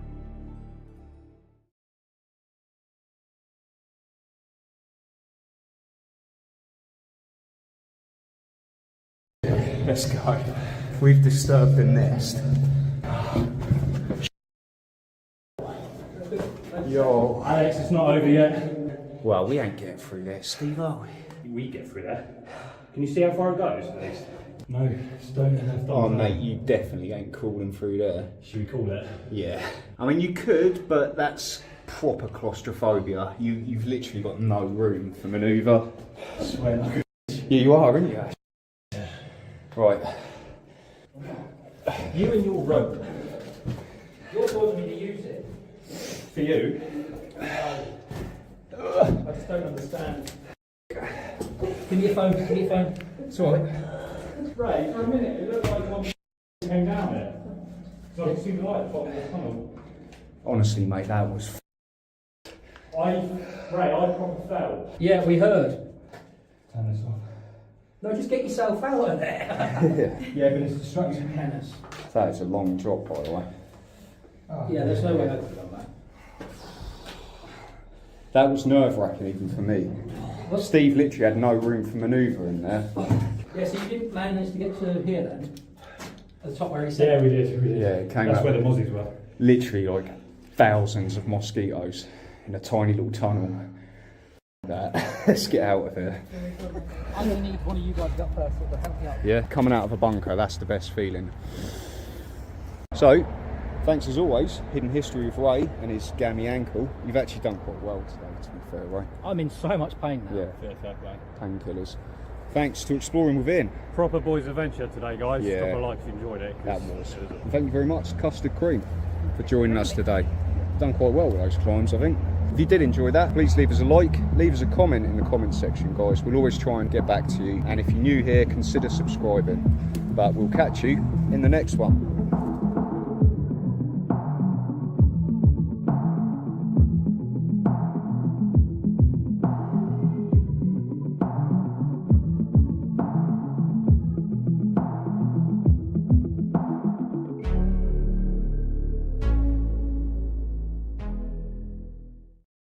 People keep asking if this is a scam, so I'm going to prove it's not with actual science. My name is Hiroshi Tanaka, and over the past few months, hundreds of thousands of British people have watched my videos about how power companies charge you for electricity you don't use.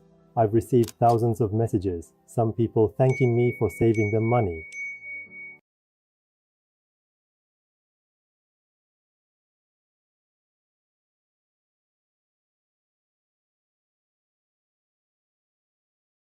Welcome back to another video, and you find us here in the rainy Dover. And when we're in Dover, it means only one thing: underground. How are we gonna get in that? How the heck are we gonna get in that? Okay.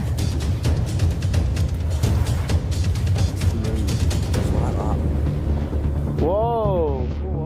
Very slim. That's it. Tight hold of those bars, bro. Where is that?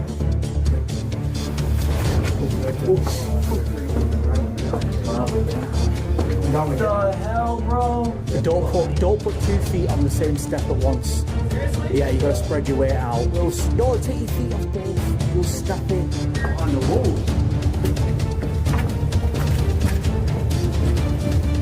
Whoa! Where the hell is this going? Where the hell is this going? No way is this deep weekend. I didn't remember this. I've never seen this before. What is up, everyone? Welcome back to another video, and you find us here in the rainy Dover. And when we're in Dover, it means only one thing: underground. We have a ton of underground places to visit today. I might even load them all up into one video, this video right here. Right now we are at an old ammo depot, and there is an underground here, not connected to this, but it's we believe it to be a deep level shelter.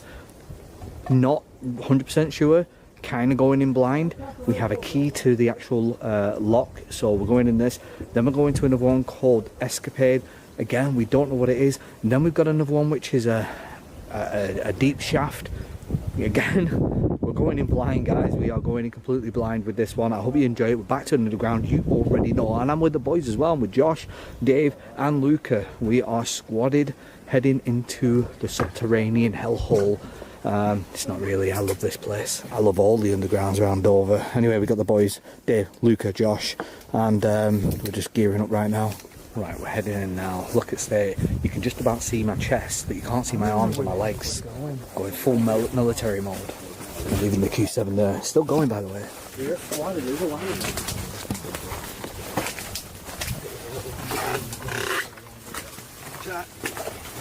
See, today I dressed really good. I am prepared for anything. This stuff I can get, you know, sharp stuff on me, thorns, water repellent. This jacket's going hard. And I got the good pants, the good shoes. It doesn't matter if it's wet, dry, rain, it doesn't matter. Hurricane season, I'm ready. Oh, dude, what? Oh, guys. How are we gonna get in that? How the heck are we gonna get in that? Okay. It's barred. My camera's cutting off again. How are we gonna get in there though if you can't, because the thing has it's all, you know, piped up. Dude, Winston Churchill. Yeah, Winston Churchill. I'm going to say we don't. Oh, Dave. So, do you think that key works for all of them here? No. Just this one? No, we've got different keys to different ones. Oh, what? Oh. I'll tell you what. I don't even know how this is possible. I'm not going to ask questions. But that's how we do it. So yeah, we are at the entrance. We've got to try and squeeze through one of these gaps. I'm just joking, we have the key. Right, we're going to try and get in. Okay. So, here's the thing, right? Because you have like the key. If you open that big gate up right now, you might slide down. We got to open one slack. We got to get through that. Okay. How does? All right, I'm gonna film and see how this is working. So, how old's this tunnel then? If it's World War I? 100 years. 100? Yeah. You can see the brace. 100-year-old tunnel we're going in. Completely abandoned. We just have a key.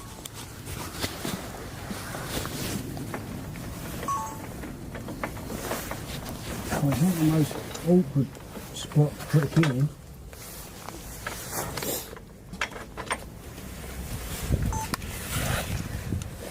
It worked. Lock off now. You ready? Yep. So I'm just thinking on a slide right down. Yeah, just be careful, bro. How big's the drop? Oh, there it is. It's open. There you go. Oh my We've god. opened it up, boys. Hello. This is crazy. Maybe the tripod man's down there. Yeah, that's what I'm thinking. It's been locked in the whole time. I've got your tripod. What was that? Oh, it's a trap. DPD, it's alright. What's that mean? Delivery company. Oh, we're good. This No, someone's joking. delivering on an empty road. I don't understand. That's a bit worrying. Someone hold that set. Yeah, man. If it cuts off, don't worry about it. Well, let's hope it don't cut. Ready? Yep. The ground is swallowing me up. Oh my god. I'm still not on the ground. No, I'm now. You are now? Oh.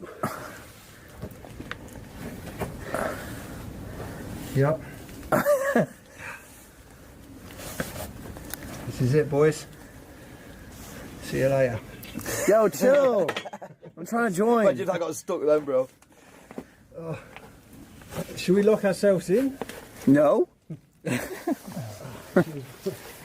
No, in our luck, it'll be a cave-in. You'll get crushed and the key will be lost. Bro, I can see the whole...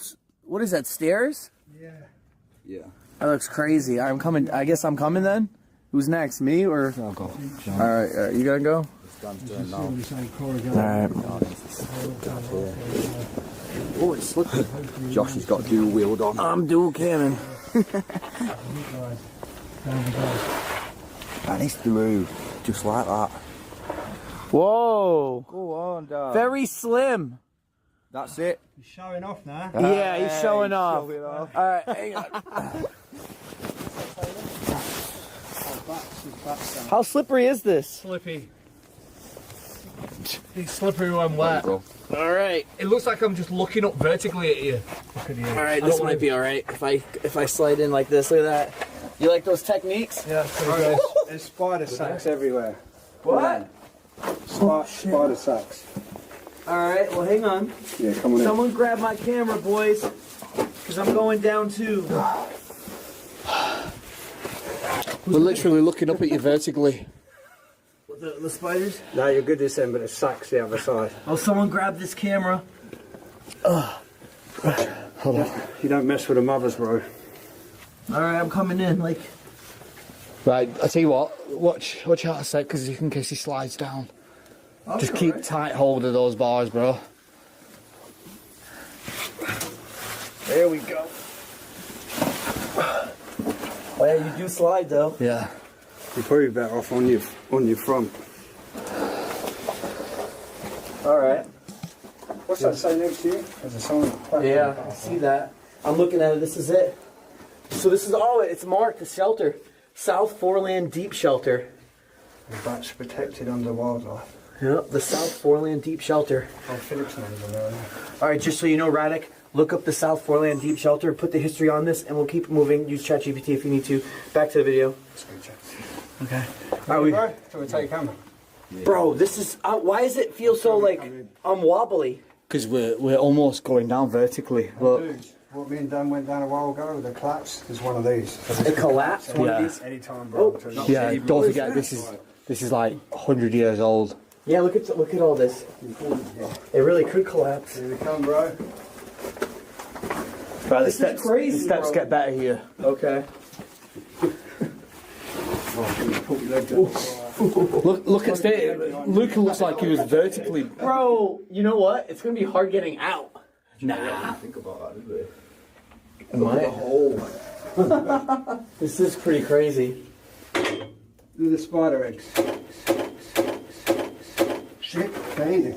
What happened? Did you get that on film? Yeah, I got something. What you got hit in the head?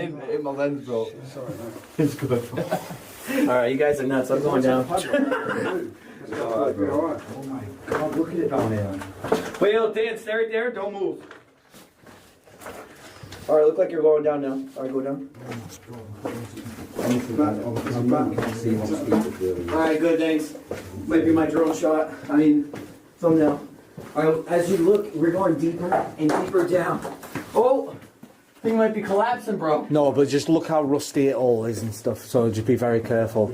Yeah, we actually do have to look at that. And we're going deeper as well. This is mad, bro. So, probably a good 100 feet on the ground, isn't it? Probably, yeah. This is pretty cool. Well, at least someone knows we're here, I think. Well, I haven't been underground exploring in a long time, so this is a nice video. I like all the insulation still ain't not seen. It'll be asbestos, that. Where? But what's all that? Mold? Yeah. White mold, that's why some black. Jesus! Just don't disturb it.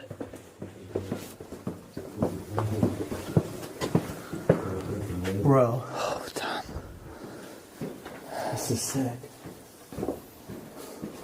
We're so deep underground right now. If it collapsed, if that collapsed, no one would ever get us. I know. No, we would gone. We would be gone trapped down here. This would be our tomb.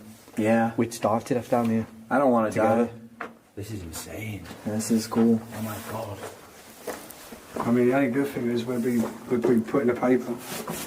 We'd be put in the paper. I thought it was me, Dave C. So pretty much, guys, you know, during the wars. So yeah, back to the underground. Super happy to be here. So this was a World War One bunker. Could be a World War Two. But this is a deep level shelter. This is where the local residents would be sent if there was incoming raids, if there was, you know, bombings going on. This obviously was not a part of the Napoleonic era, but there is some tunnels that we will be going to that is a part of the Napoleonic era. But here, obviously because of how rotten it's getting, all the metal is all rotting, it's all rusty, and all the wood is just decaying away.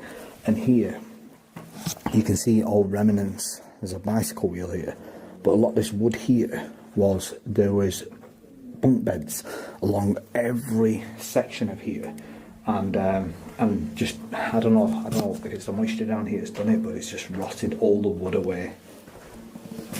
And you did have ventilation in here, obviously when it was first ever built. This might have been a toilet or something, or yeah, more private area. But we have been to bunkers like this in the past, in Dover as well. A lot of them are very similar the way they are constructed and mapped out, very similar layout, almost in a rectangle with a couple of connecting tunnels from each side. It's just crazy the way, I mean look, you can see the moisture. Look at all the moisture on the ceiling. All that glistening looks like reflective paint. It's not, it's water droplets. So there's a lot of moisture down here. And believe it or not, I've been down some of these tunnels and they're warmer underground than they are above ground, which again doesn't help with the structure of the place, because with the moisture and the heat, the humidity, the heat, it's just rotting everything. I don't know how much longer these kind of structures will survive. Some of the ones I've been in the past have been collapsed. This is a backfill, so this is not an actual collapse. They've actually filled this in, so yeah, that's not that. But if you look here, you can see behind all these bits of, I think it's, yeah, all these bits of iron, the stonework. So they drill it out and then they'd corrugate all this. But you can see it's all slightly warped as I walk through. Very dusty down here. It's not a great environment to be in. But imagine having to be here once upon a time. The thing is, I think the things we take for granted these days and the privileges we have, I think people don't realise how much privilege we have until you was put in a situation like this. So, would all the families just be like, actually, you know what, I'll tell you this, was any of these actually used, or this was... Oh yeah, of course. Yeah, they was always used, yeah. These were used more often than you think, especially when the Germans were coming over bombing. I mean, I don't know how much you got taught in school, but back when World War II was happening, a lot of the children from London, families, would send the children to live with other families in the north and the countryside and stuff away from the bombings. Oh, wow. So they would have to go and live elsewhere, and the parents would, no doubt, the guy would go into the infantry, into the military, and the woman would be like a medic or something. They'd work as a nurse. Damn. Like a Nightingale place. So yeah, I mean, these were always used. You know, you'd be in bed one night and a siren would go off and you'd all run down into it. Damn, that's a nightmare. Yeah, I mean, these were times where you didn't have the technology to find out, you know, what was coming over. Yeah. You know, it'd be a case of, we've got sightings 2 minutes away. You got 2 to 5 minutes to get out of your bed and get down one of these deep level shelters. Dude, yeah, we're definitely 100 feet under. You think? I'd say about 50 to 80 meters, so about 100 foot. Damn. Yeah.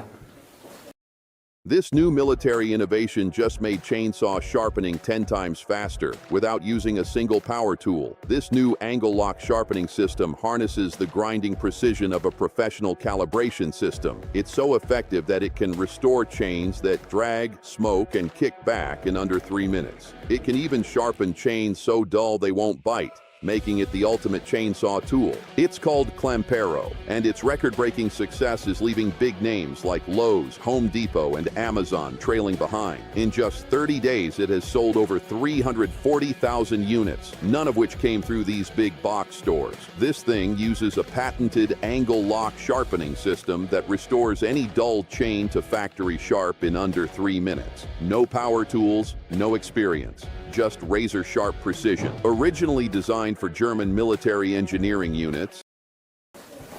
It's a cool one, though. It's a nice one. What is this? It's maybe some kind of ammo box, maybe not. What is this? It's a relic of the past. Now, what kind of person comes down here and leaves not just a bra, but half a bra? That is half a bra, ladies and gentlemen, in a deep level shelter. What size is that? Right, we've got an issue. We've got a 38 double D woman missing a bra here. Right, it's 38 double D. What we found? It's 34. Well, no, it's a 38 double D. A 38 double D missing. It's quite a hefty load, but the worst thing is, and the most unusual thing, there's only half of it left. It's only half a bra there. So that It makes you wonder how a bra ended up down here. we've got a relatively large, heavy set lady running around with half a bra. Half a bra too. Yeah. That's crazy. Oh, you found the bra, did you? Well, it's only half a bra, and it's 38 double D. Right? Half a bra. What happens in the deep level shelters stays in the deep level shelters. This would have been a really old tyre for something, but the other thing it does look it. It's been top kind of. But you've got more of the wood along here from all the beds that were here. Yeah, that's what I said, they're not very busy.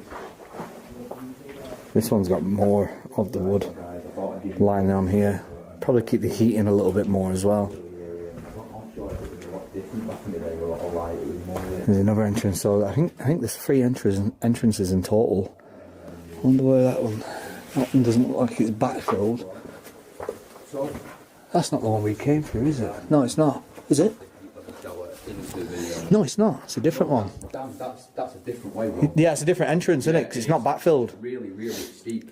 Yeah. Have you been up it? No. But I wonder if that's keyed as well. Maybe. I got about halfway up and decided to come back down. Yeah. But I thought that was the way we'd come in. Some of the floor feels really soft under your feet. I think we should be fine for the floor. See all the ventilation shafts. Right, it's all collapsed. Literally, that would have been a big bang, wouldn't it? Oh, so this is what it was covered with. Yeah, So you yeah. can see, right, okay. It's like It's just like very thin wood. Oh yeah. I think it was to keep the heat in, make it feel a little Insulated. bit. Yeah, but a little bit more homely rather than just this height. Yeah.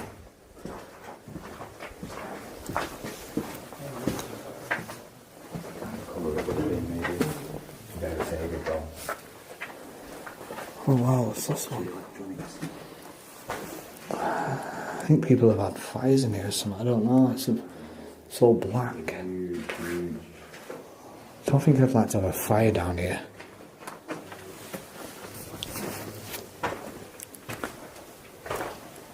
So free for walking around. Looks like there's been a fire down here. It does. You can see the soot. Yeah. Or whatever everywhere.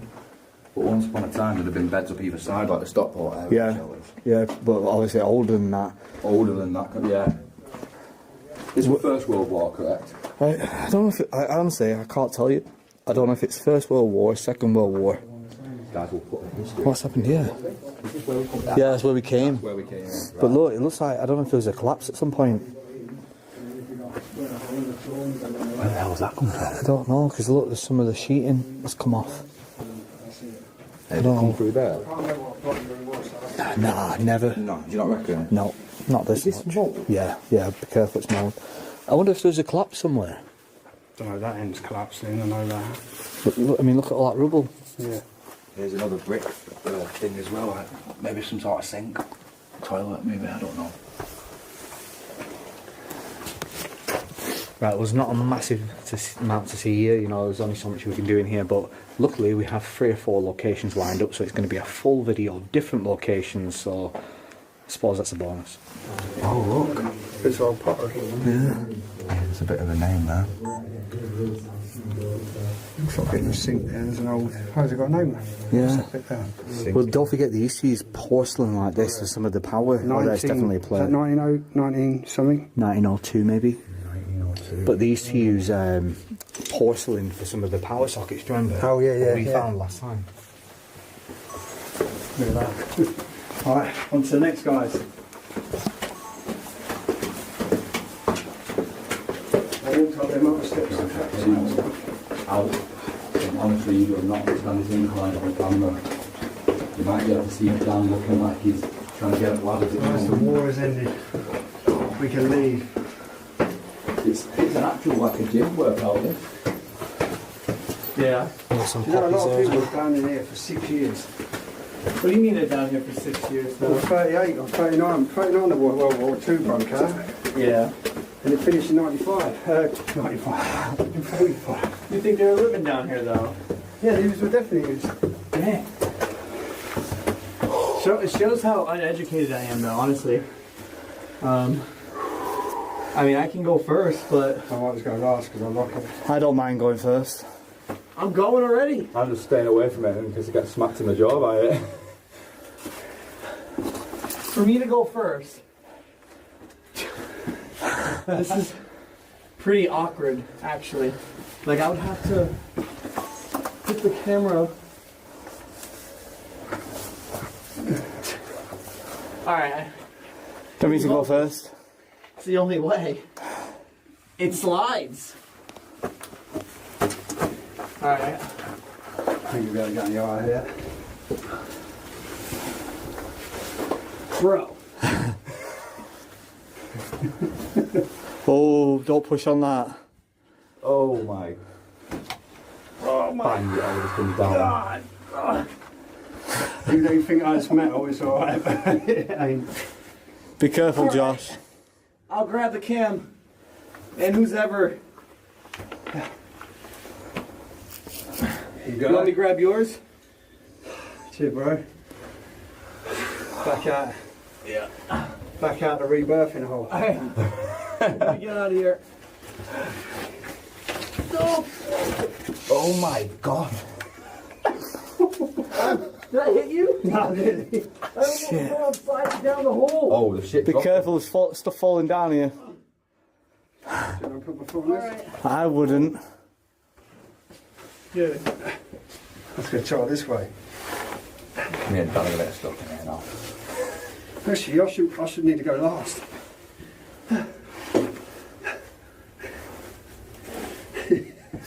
Be careful pushing your weight on that.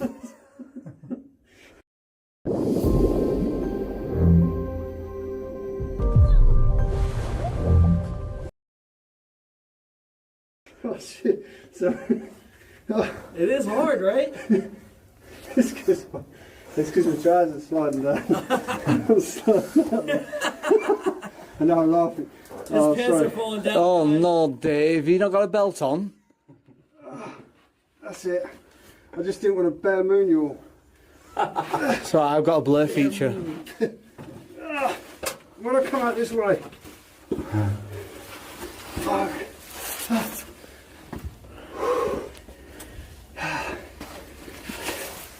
That's harder than it looks.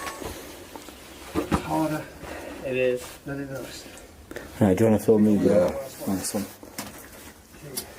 Just shove that in my pocket, bro. Nice one.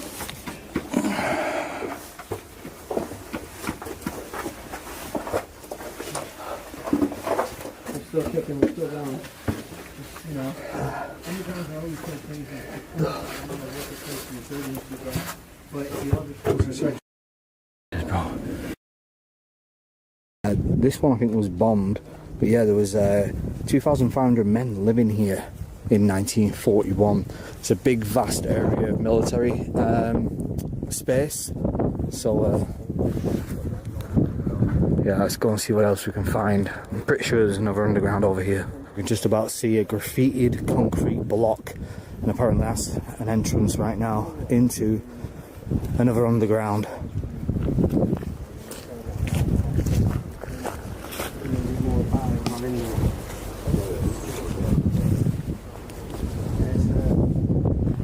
Oh, is that how you get in? Oh, there's They don't get any better. Okay. Okay, interesting. What, is this actually the way in? Yeah. Yeah, right. Yeah, it is. Is there a key for that? Well, I hope this key fits. Let's hope we fit. Boys, we're under attack. Get in the bunker! Let's go. very claustrophobic. I can't believe officers climb down here like this. Yeah, for real, actually. The generals, the officers did it too. Look at this. Oh, shoot. Can we get out? Did you feel the bomb? Oh my god, bro. It's gone. Oh my god. Yeah. Well, come now. It's like that hellhole shit. Yeah. Alright, well. Yeah, look, there's the next hole. Oh, there's another Oh, it goes, hole. It's another hole within a hole. Do you want me to go next or do you want to go That's next right, down? I'll scoot in Dan's there. going for it. Go on, brother. I'll scoot in. Okay. You'll be able to get for Josh. Alright, which way is the best way to go? On my stomach? Probably, I'd say so.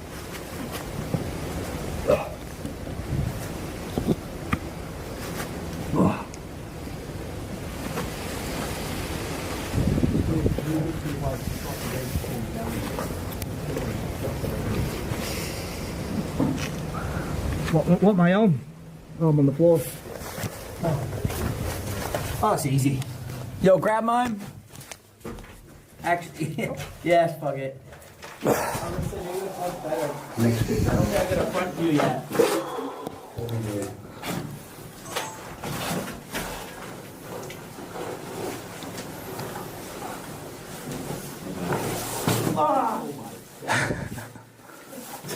Watch the drop. I'll hold you on you. This is nuts, dude.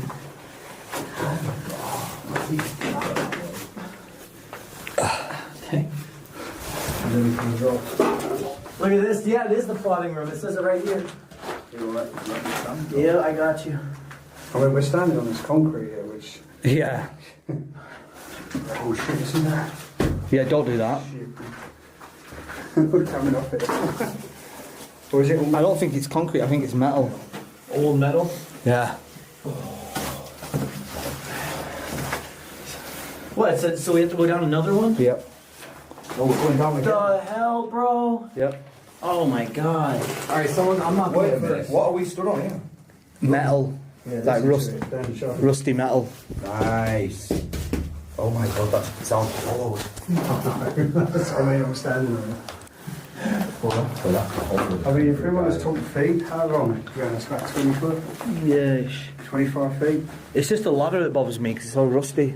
That's why I want someone else to go first. To try it. Yeah, you can do. Sacrifice Luca.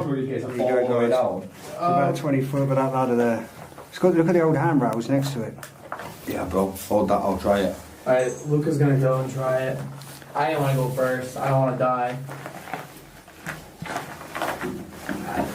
Well, if it sounds solid. Can you see all the shit coming off it? I don't know. It seems solid.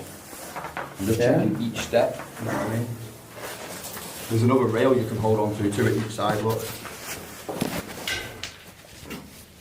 Is that moving away? What the hell? Fucking god. It's coming away from the wall. What was it? A massive rock, bro, just fell down right near me. Well, be careful.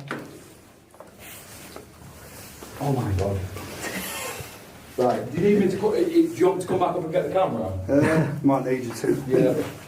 Is it alright though, that ladder? I'd say so. If you feel like you're game. Huh? Yeah? Right. I'll try and get down. See, bro. Be careful, man. What? Oh my god. Be very careful. I'm nervous to going down, but I didn't want to go down. Wait, it's falling to bits. What the fuck? Chill. Oh, man. Be careful, bro. Fuck. Oh! Oh, bro. I think we'll go down here. I ain't going down there. Hell no. Oh my god. Jeez. Should we go down, you think? I don't know. Does it feel alright, the ladder? Oh, there's a big massive bunker door. Does the ladder feel alright though? Yeah, the ladder feels fine. It's just whatever's falling above me. Is it? Yeah, probably because you just stood on that, innit? Alright. How do you go down with the... I'm just worried about the boots falling down. Yeah, me too.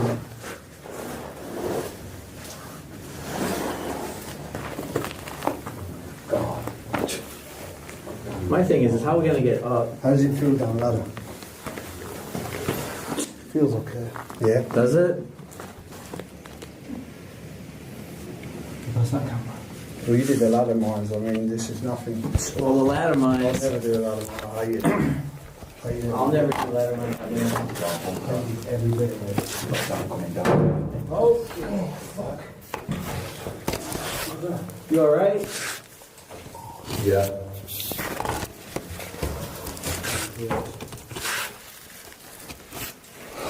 You good, bro? Yeah.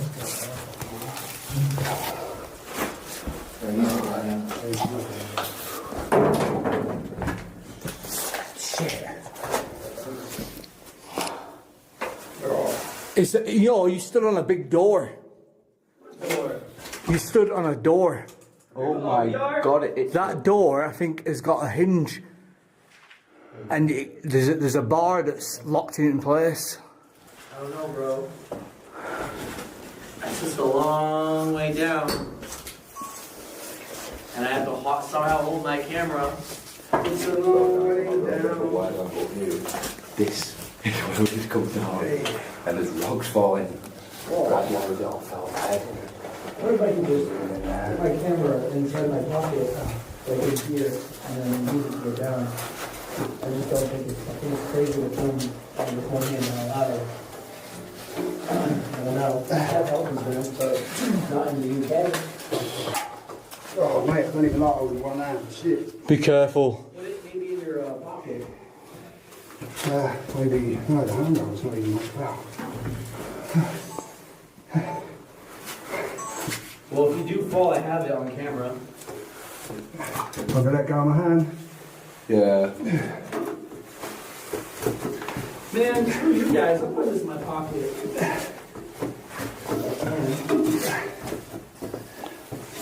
No, you're good, Dave.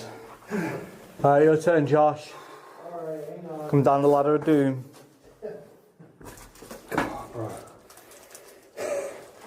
I'm trying to maneuver something here. So got down now, but we're just waiting for Josh.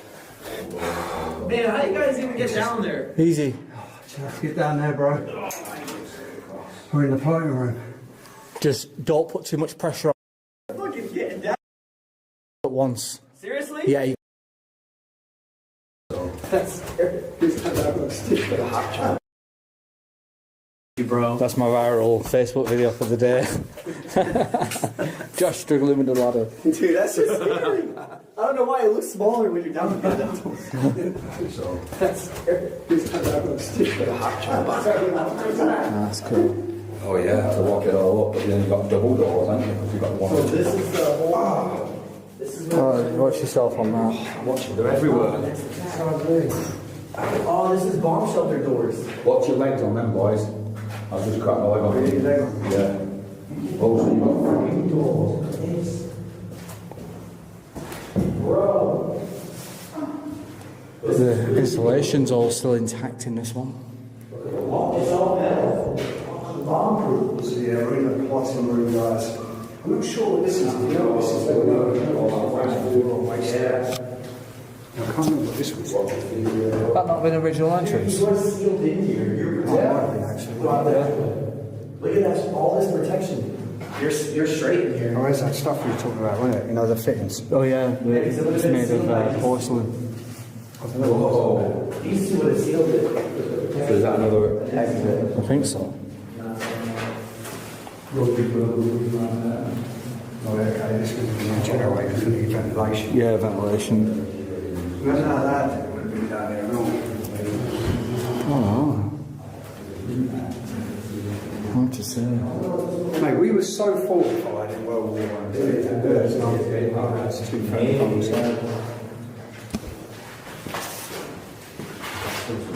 I like this one better than the tunnels we're in. Really? Yeah, I don't know why. I just like the whole metal idea. It just seems cool. It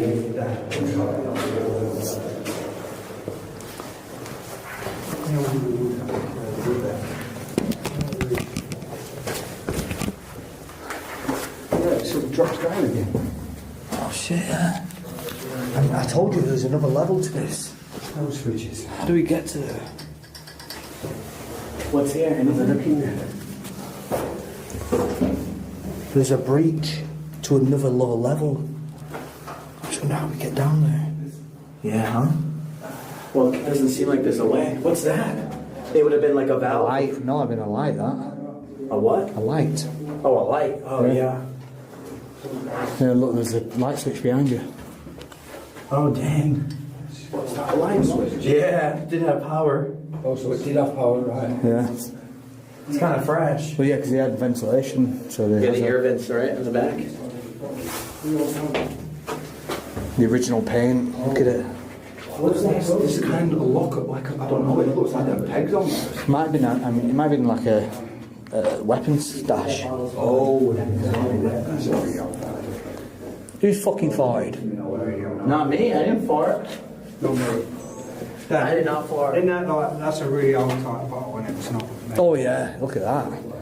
Really nice and thick. Look at this. Look at it. You get bottled. If someone slaps you on the head with that when you're on a night out in Preston or whatever, you're not waking up. And it's probably not going to smash. It's like a baseball bat of glass. How thick that is. Well, what's this? Oh, it leads somewhere else. Have a door out, yeah. Is that an old comb? Sorry? An old comb? That is plastic though, so maybe think, I don't know if it's holding them up. Oh yeah. That's to the.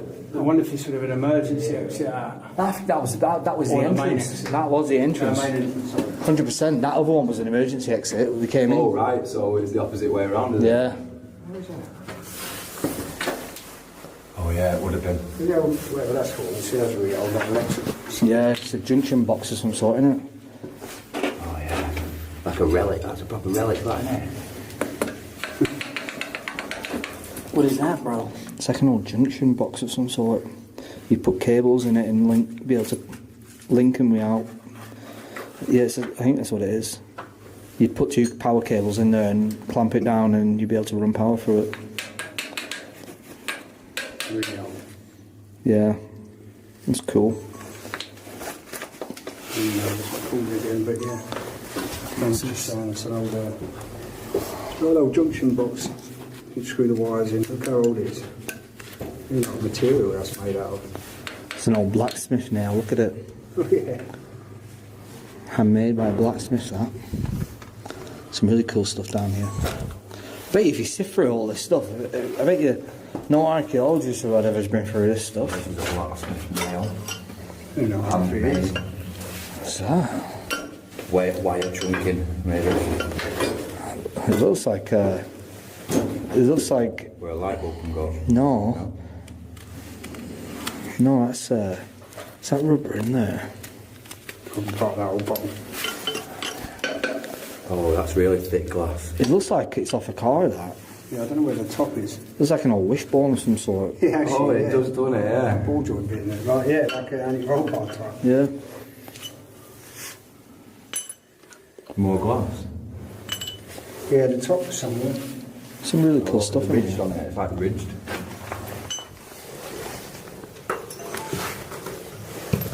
What's that? It's a bit of porcelain. Look, a bit of one of them porcelain fuse boxes. That an old nail as well. 60 amp, 30 to 60 amp. Is that what it says on it? Yeah. That's pretty cool. That is cool. I think there's another bit to it there. That means then. Yeah, it's fell off the wall somewhere on there and smashed. There's nothing up there then. Built to go. Yeah, that's cool. So you could probably piece it together. Bunker bit then, isn't it? Yeah, it is. Yeah. Day 1, month 3, month 6, forever. These 4 milestones represent my journey from balding to full head of hair. A transformation. Hello. So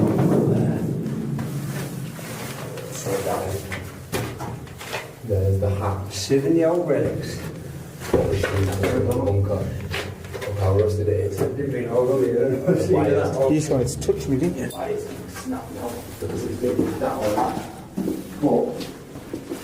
that is the main entrance to this bunker.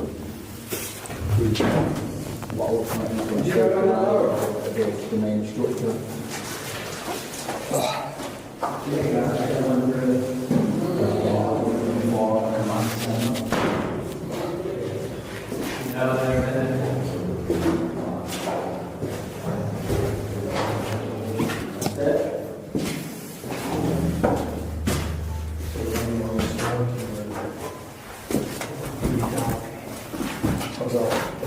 Maybe a fire or something broke out.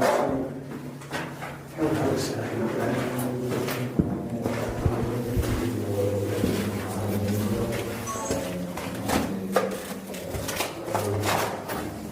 What's down there?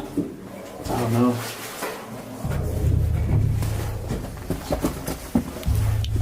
Nothing. Bet he was a toilet, this. Just need an need a siren going now.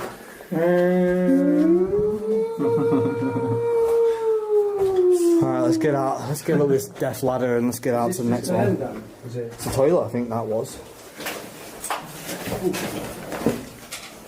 Oh, go around.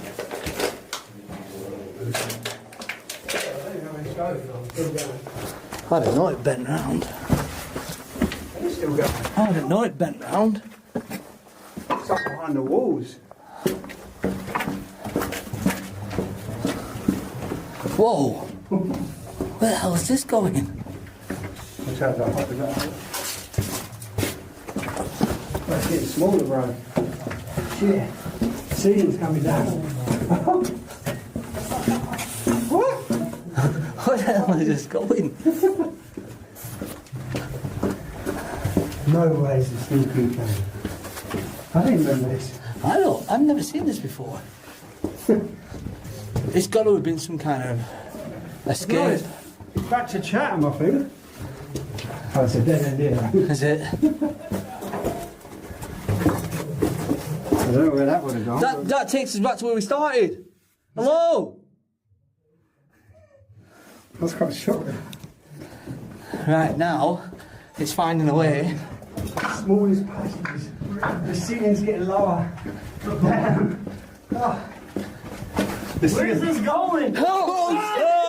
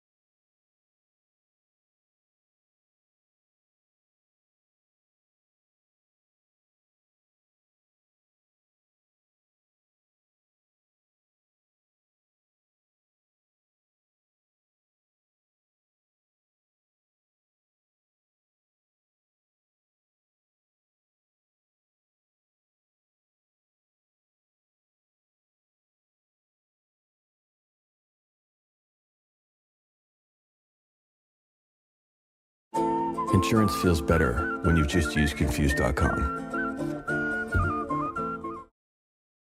I moved from Tokyo to Manchester and discovered British families are being legally robbed every single month.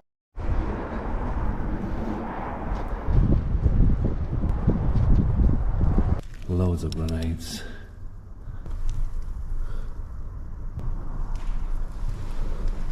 Hello everyone and welcome back to Unseen Britain. First of all, a huge thank you to everyone who watched my previous video. It just made over 300,000 views, which is incredible. I really appreciate your support. As for today, we're about to explore the former RAF Woodbridge here in Suffolk. It was built in 1943 and played a crucial role during the Second. Welcome back to another video, and you find us here in the rainy Dover. And when we're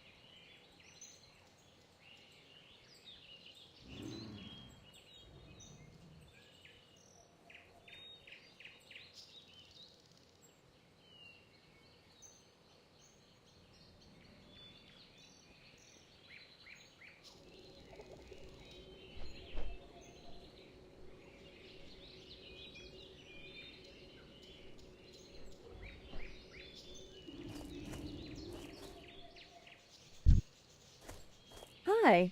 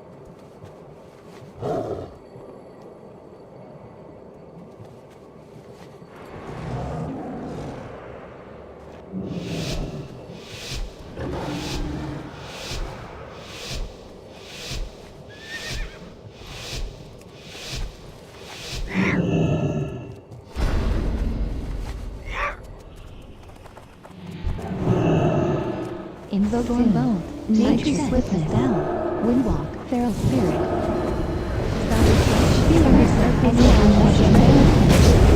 Wind shear, mounting.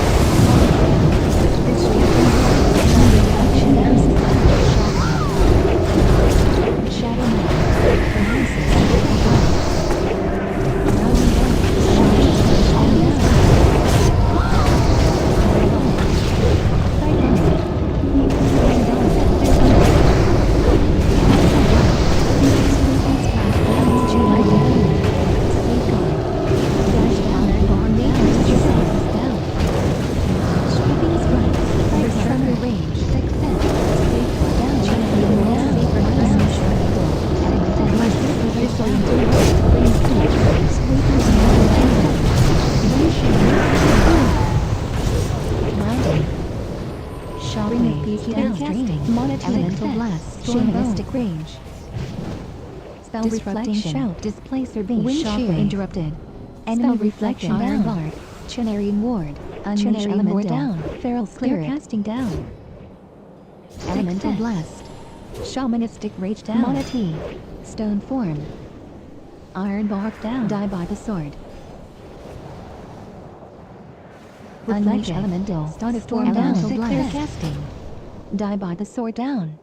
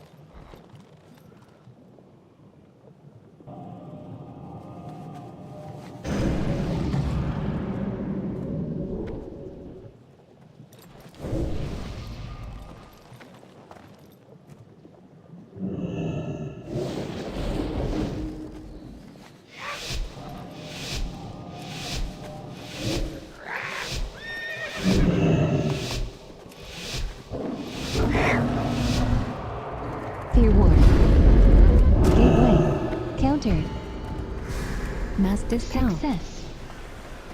Leg sweep. Gateway. Healing stream. Nature slows it down. Rear down. Invokes in all of terror. Ice Seal goes north. Louder. Over time. A spiritual walker's brain is down. Ice Seal down. So small. Fear. Fear is down. Light on extend. Dark soul down. Dark and wind ascended. Sorcerer's grace down. So small. Wind she's down. So small. Ice has been down. So free free. Wind plays down. Success. Center. Dragon Lust. Collect speed. Unleash element. Wind she's down. Dark soul down. Fear. Dragon Lust down. Wind plays down. Pond. Success. Reflected.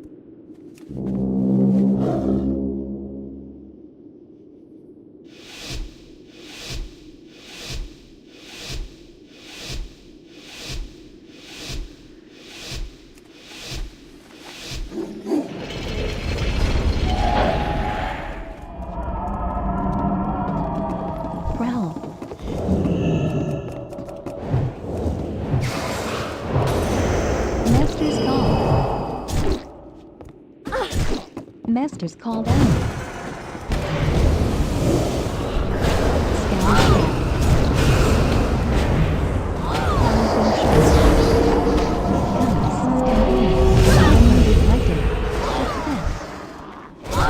Snake trap. Cyclone. Displace the beast.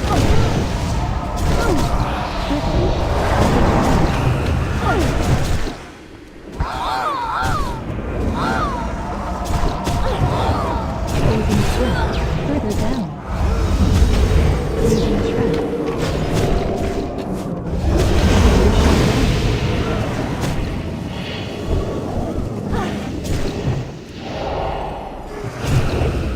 Nature's trap blast down.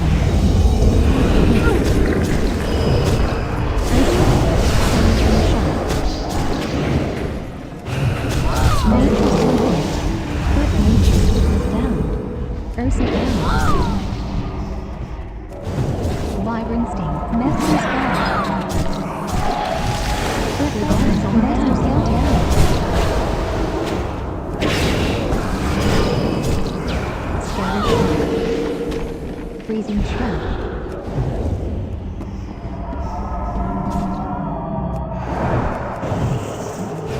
Displace the beast. Further.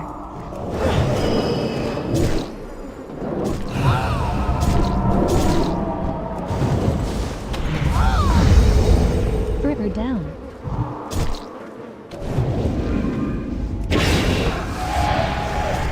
Scatter shot. Iron bars. Freezing trap. Silencing shot. Vibrance. Iron bar counter. Hibernate. Clear casting. Nature's surface down. Further down.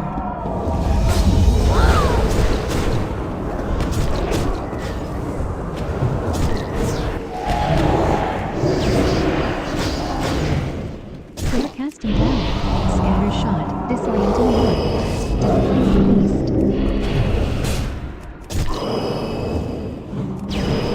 Further.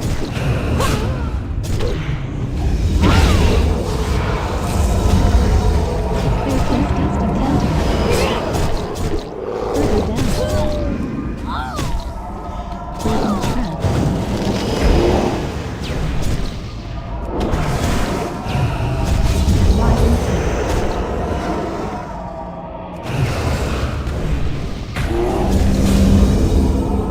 Nature's grass. Nature down.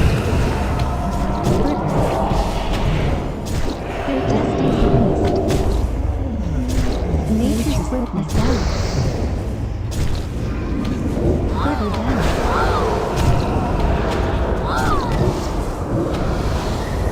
Barks iron bark. Clear casting down.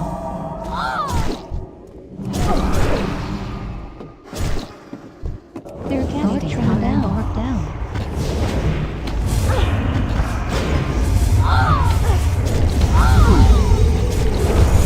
Scatter shot.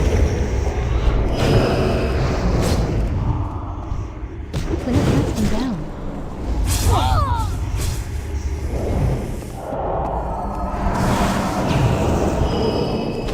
Vibrant sting. Silencing shot. Rapid fire.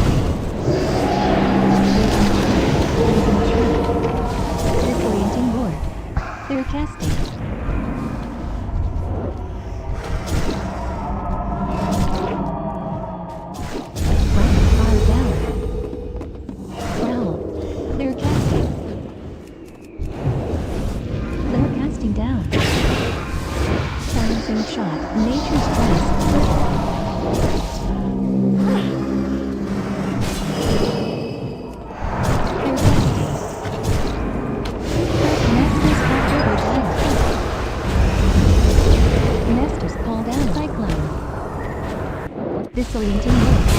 Strike 6 scatter shot. Clear Precision trap. Wyvern stick.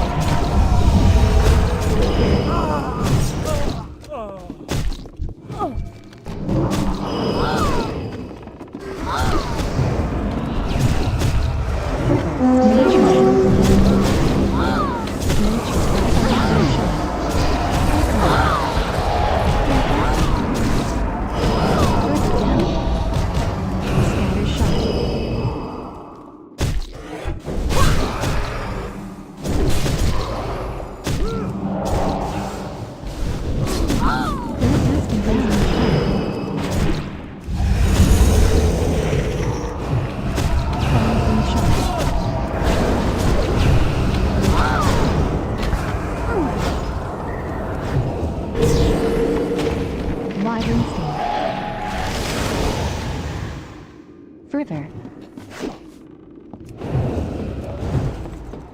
Master's call. Scatter shot. Master's call down. Further down. Silencing shot. Clear casting down.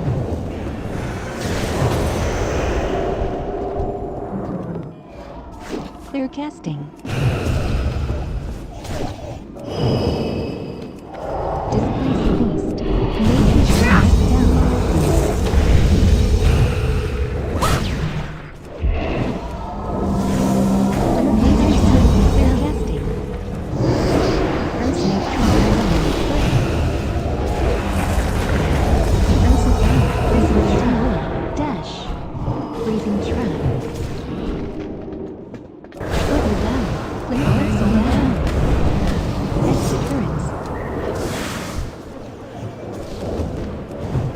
Deterrence down. Master's call. Dash down. Master's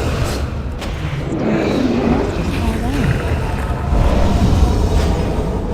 Scatter shot. Further. Rapid fire.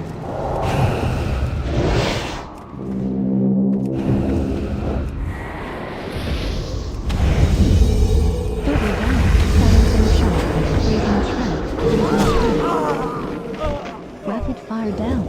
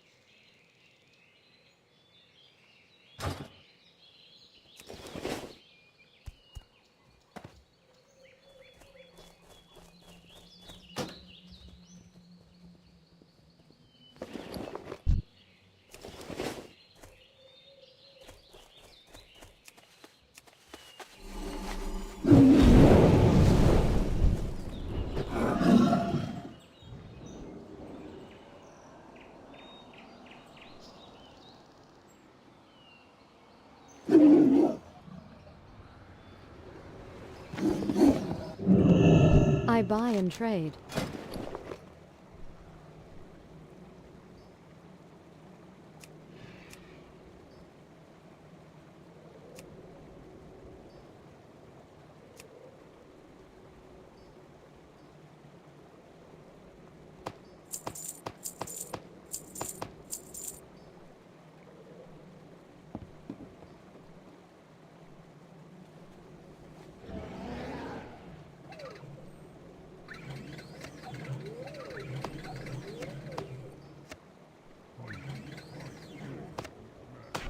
Safe travels.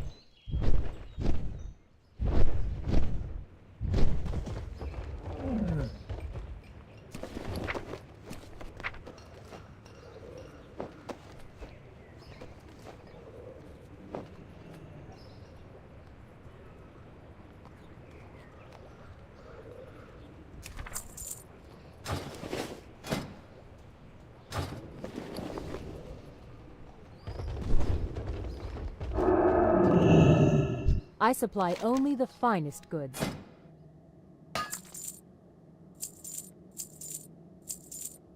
Have a good one.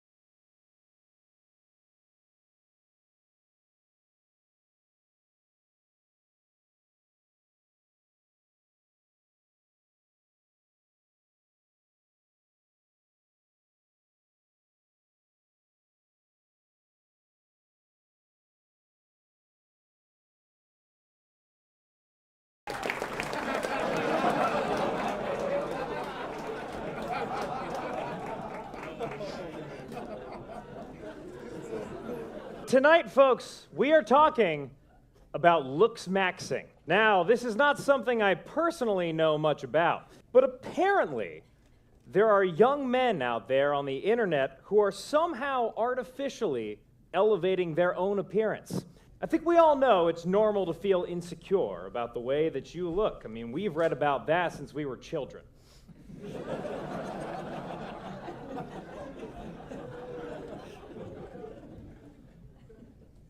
But looks maxers take this normal phenomenon and morph it into something horrifying. I wish I had a kind of visual metaphor to explain what I'm talking about to you all, but really I can't think of anything right now.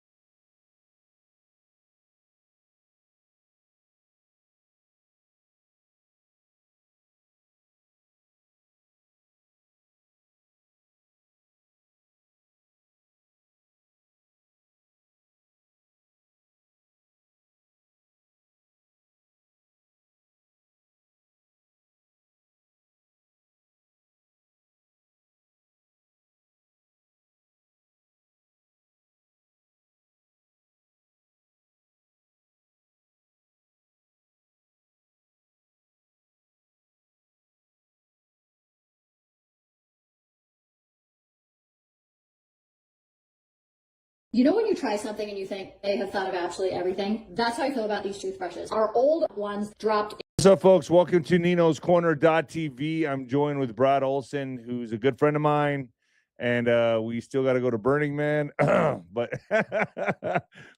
expert on all things UFO, esoteric. Guy has authored about 1 million books. I don't even know where to begin with this. Brad, thank you so much for joining me.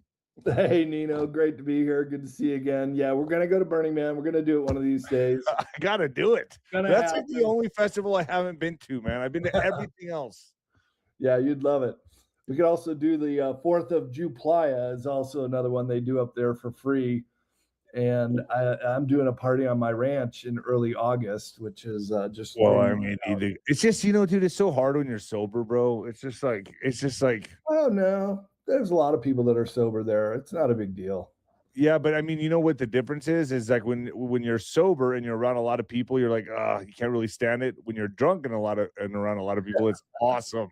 It's the difference between like awesome and not awesome to me. But anyway, man, yeah, Brad. So fog of war, here we are.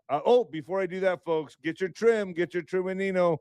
We've all seen the headlines about those miracle weight loss shots, but the 2026 data is officially in, and it's a wake-up call. A major analysis revealed that once people stop the injections, they regain an average of 60% of that weight within a year. Even worse, most of that gain is pure fat. But the muscle they lost stays gone forever, leaving them with a crashed metabolism and a body that's functionally older than when they started.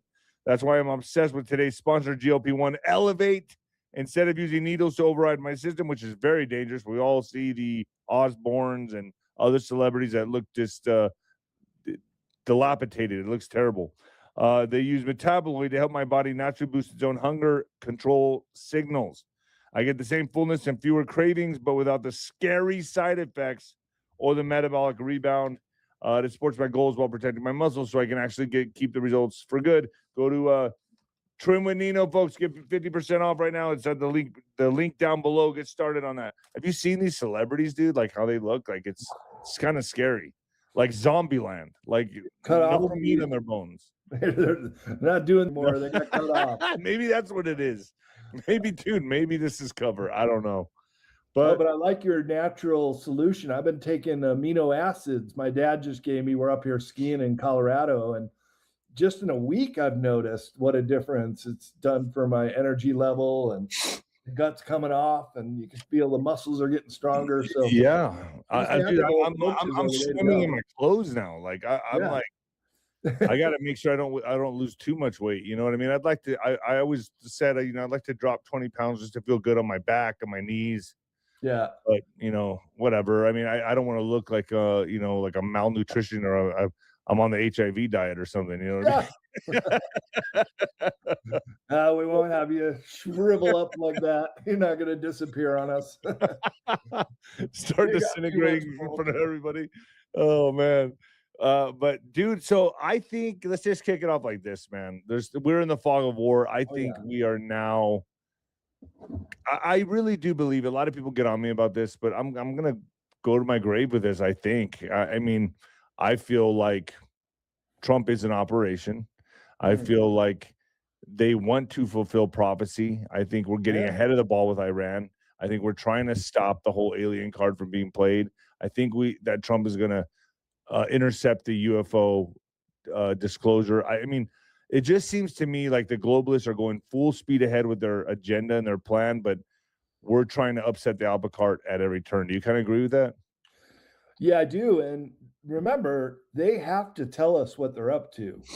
This is the revelation of the method. It's an occultic practice because in our free will world, you can't just spring this stuff on people. You have to announce it ahead of time. And by doing so, then you can say, hey, we gave the people the information. If they didn't follow it, then it's on them. So even if they put it in movies or commercials or things like that, it still counts. I mean, that's kind of revelation of the method. Absolutely. Wow. And we know who controls all the media and Hollywood and our politician through the honeypot traps. So they have everything lock, stock, and barrel controlled. But what they don't have is the free thinkers like us and your audience who can see through this stuff and who can see what they're planning on doing next. Now, you and I have talked about Project Bluebeam and the possible fake alien invasion, and that would be part of this whole apocalyptic scenario, which goes all the way back to Albert Pike, who said that this World War III would pit the Christians versus the Muslims versus the Jews. Yeah, I've been posting that on my social media a lot. I'm like, dude, tell me this is not playing out like what he said. I mean, it is to the T. To the T. And see, that's what it is. They want to have this whole thing happen. That's why that country in the Middle East, the little one, is just getting pounded. I mean, they both are, and it's a total tragedy, loss of life. And it could be that not only was, yeah, there you go. Yeah, revelation of the method was a leader killed, but also possibly the prime minister of that little country in the southeast. But their main objective would be to fulfill prophecy, right? I mean, that would be like the main thing they want to do. So they don't care how this, really at the very core of this, it's all about prophecy. Right. And you see how the key aspect of the revelation of the method, hiding it in plain sight. So we saw the movies, we saw all the movies about alien invasion and stuff. That's the occultic loophole. Exactly right. And then they make fun of us if we don't take them for what they're telling us, this psychological programming, the mocking of the victim. I mean, it just shows you what sick minds are pulling this stuff off. Oh, you're right. Mockery of the victim. The method is described as a grinning mockery or psychological warfare where elites mock the public by demonstrating their power, secure in the knowledge that the public will not or cannot stop them. So it's like, yeah, like basically making fun of us, hiding it out in the open, like antagonizing us, psychological programming. It serves to desensitize the population to these events, making the shocking or traumatic appear inevitable or normal. You're one sentence away from launching your website with Base 44. Since the beginning of the internet, there's never been such a fun, fast, and intelligent way to launch online. Landing pages, content hubs, e-commerce sites, you describe it and it's built in minutes. It's kind of wild how far a short prompt can get you. Right away, it generates a full site. Pages, structure, layout, design, it's all there. Next, styling. I shape it around my taste and ask for what I like. Darker palette, different font, this is the vibe. Now let's talk functionality. I want to capture emails, done. I need payments, easy. Anything else I need, I just keep going. From a few lines of text to a live website I can start sharing. No long setup, no back and forth, no waiting for anybody else. That's Base 44.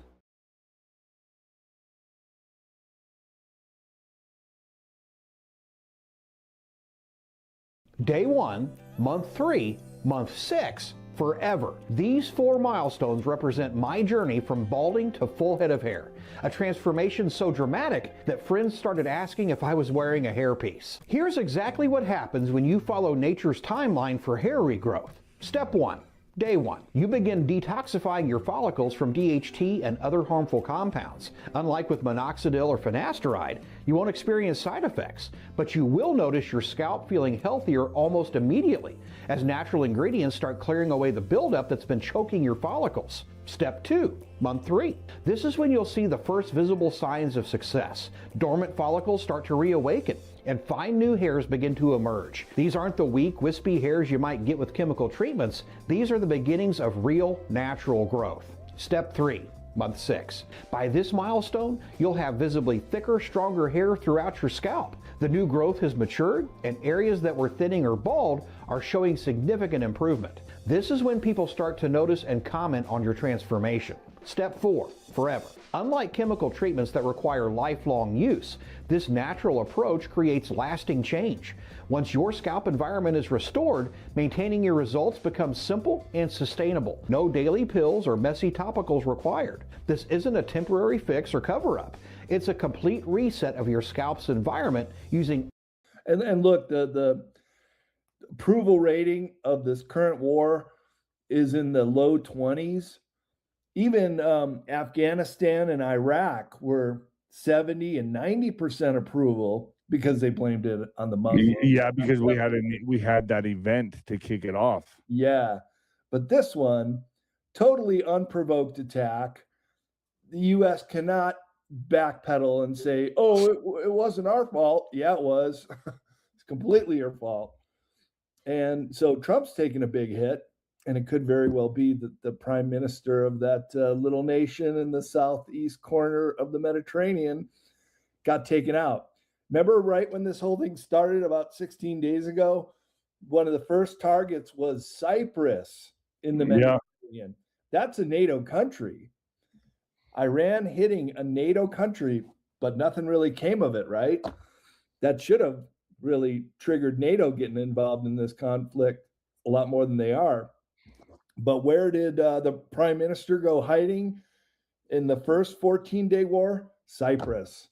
So I think they were tracking him down and could very well have got him. Now, I know you just did a big show on whether or not he's dead, but that video that came out 2 days ago, and he's gone missing for about a week now. Yeah, and his son's not even posting anything, which is weird, which I'm sure he'll start now, but that could be anybody posting. But like, he's like, I mean, so here's this 6-fingered video. You remember when Biden did the whole hands through the mics, and people were like, what the hell are we watching, and what kind of reality are we living in? Remember that the AI was Biden? Oh yeah. Same. This is like the same thing. This is like, here he is with like 6 fingers, dude. Like, how do you explain that? Oh, glitches in the camera or the digital. I mean, could be, but I think this is AI. I mean, he was missing teeth and all kinds of crazy stuff. And this like would make Biden sense with Scott Bessent when he got pulled over to the side in the middle of the interview, and he was visibly shaken. Did you see that? No, I haven't seen that interview yet. Ooh. No. I'll check it out. Yeah, and just like that Biden glitch, isn't it interesting? Where is Biden? How come we have not heard a peep out of that guy in the last 2 years since the election? He's just disappeared, right? Well, he's probably been dead for a couple of years now. And they were playing in with doppelgangers, with the masks, with AI, and with possibly clones. But the thing with clones, Nino, is if the host is dead, they glitch out really easily. They can't really play that other person for very long. Now, why is that, Brad? Why is that? Can I ask you this? Like, so are they don't, from my understanding on clones, can you explain this to my audience? They mature within a matter of months, and this is going to sound like Star Trek stuff, but they're grown in like labs, and they mature to they're in full maturity in like 6 months to a year, and then just shoved out there with whatever programming they have on. That's why they don't really know how to interact with humans. They're kind of, is that right? Or it is very much so. And in my new book, Secrets of Antarctica, I employed a couple remote viewers to take a look at a couple GPS coordinates that I gave them. And all 3 of them independently came back and said, we saw the cloning labs where they're doing this stuff, where they're producing test tube humans, like you said, rapidly cloning. And that's what Donald Marshall also reported too, how they can do it very quickly. And in my book, Beyond Esoteric, I talk about the base at Dulce, New Mexico, and that's a cloning laboratory of the malevolent ET types.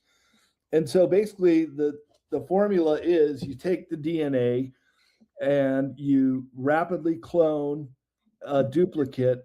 There are things that aren't quite the same, as we saw with Biden, that they're not a dead-on ringer duplicate, but you need the host to be alive for the clones.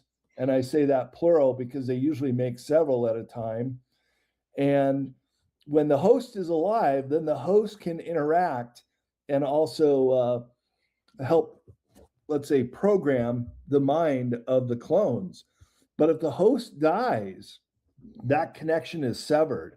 And then those clones are just kind of a ghost in the wilderness and not able to really function like the host would have them act. So in other words, they learn more from being around the host and picking up on their mannerisms and demeanor, or kind of. Absolutely.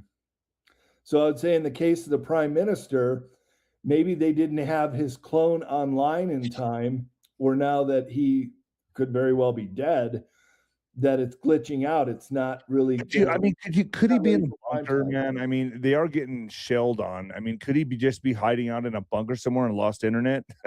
Or like, I don't know. I'm just saying, like, could he be just hiding out somewhere?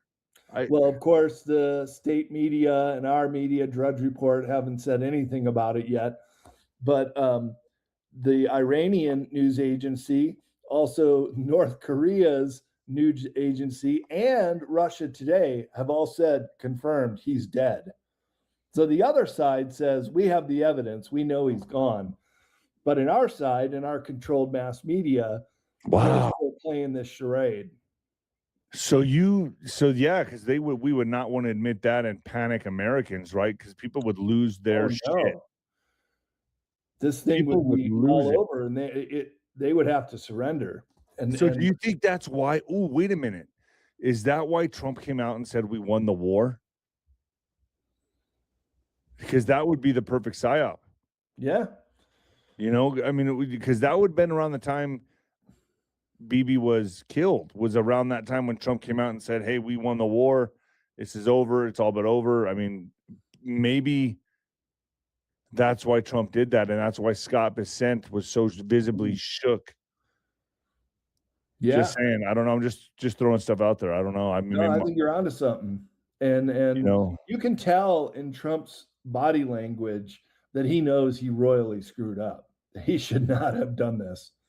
But I don't think we had a choice, Brad. I know that sounds like a cliche, but I don't think we had a choice. I think we had to get a hold. I think this was a globalist card that was going to be played, whether we liked it or not. And Trump wasn't about to just kick the can down the road for it to happen at a later time. I think while we had the military, Department of War, Hegseth, everyone on the same page, we had to neutralize or neuter the problem now. That's how I feel Trump was looking at this. Like, we got to go in now and take care of it. And however it's playing out is how it's playing out. And Iran obviously was very ready.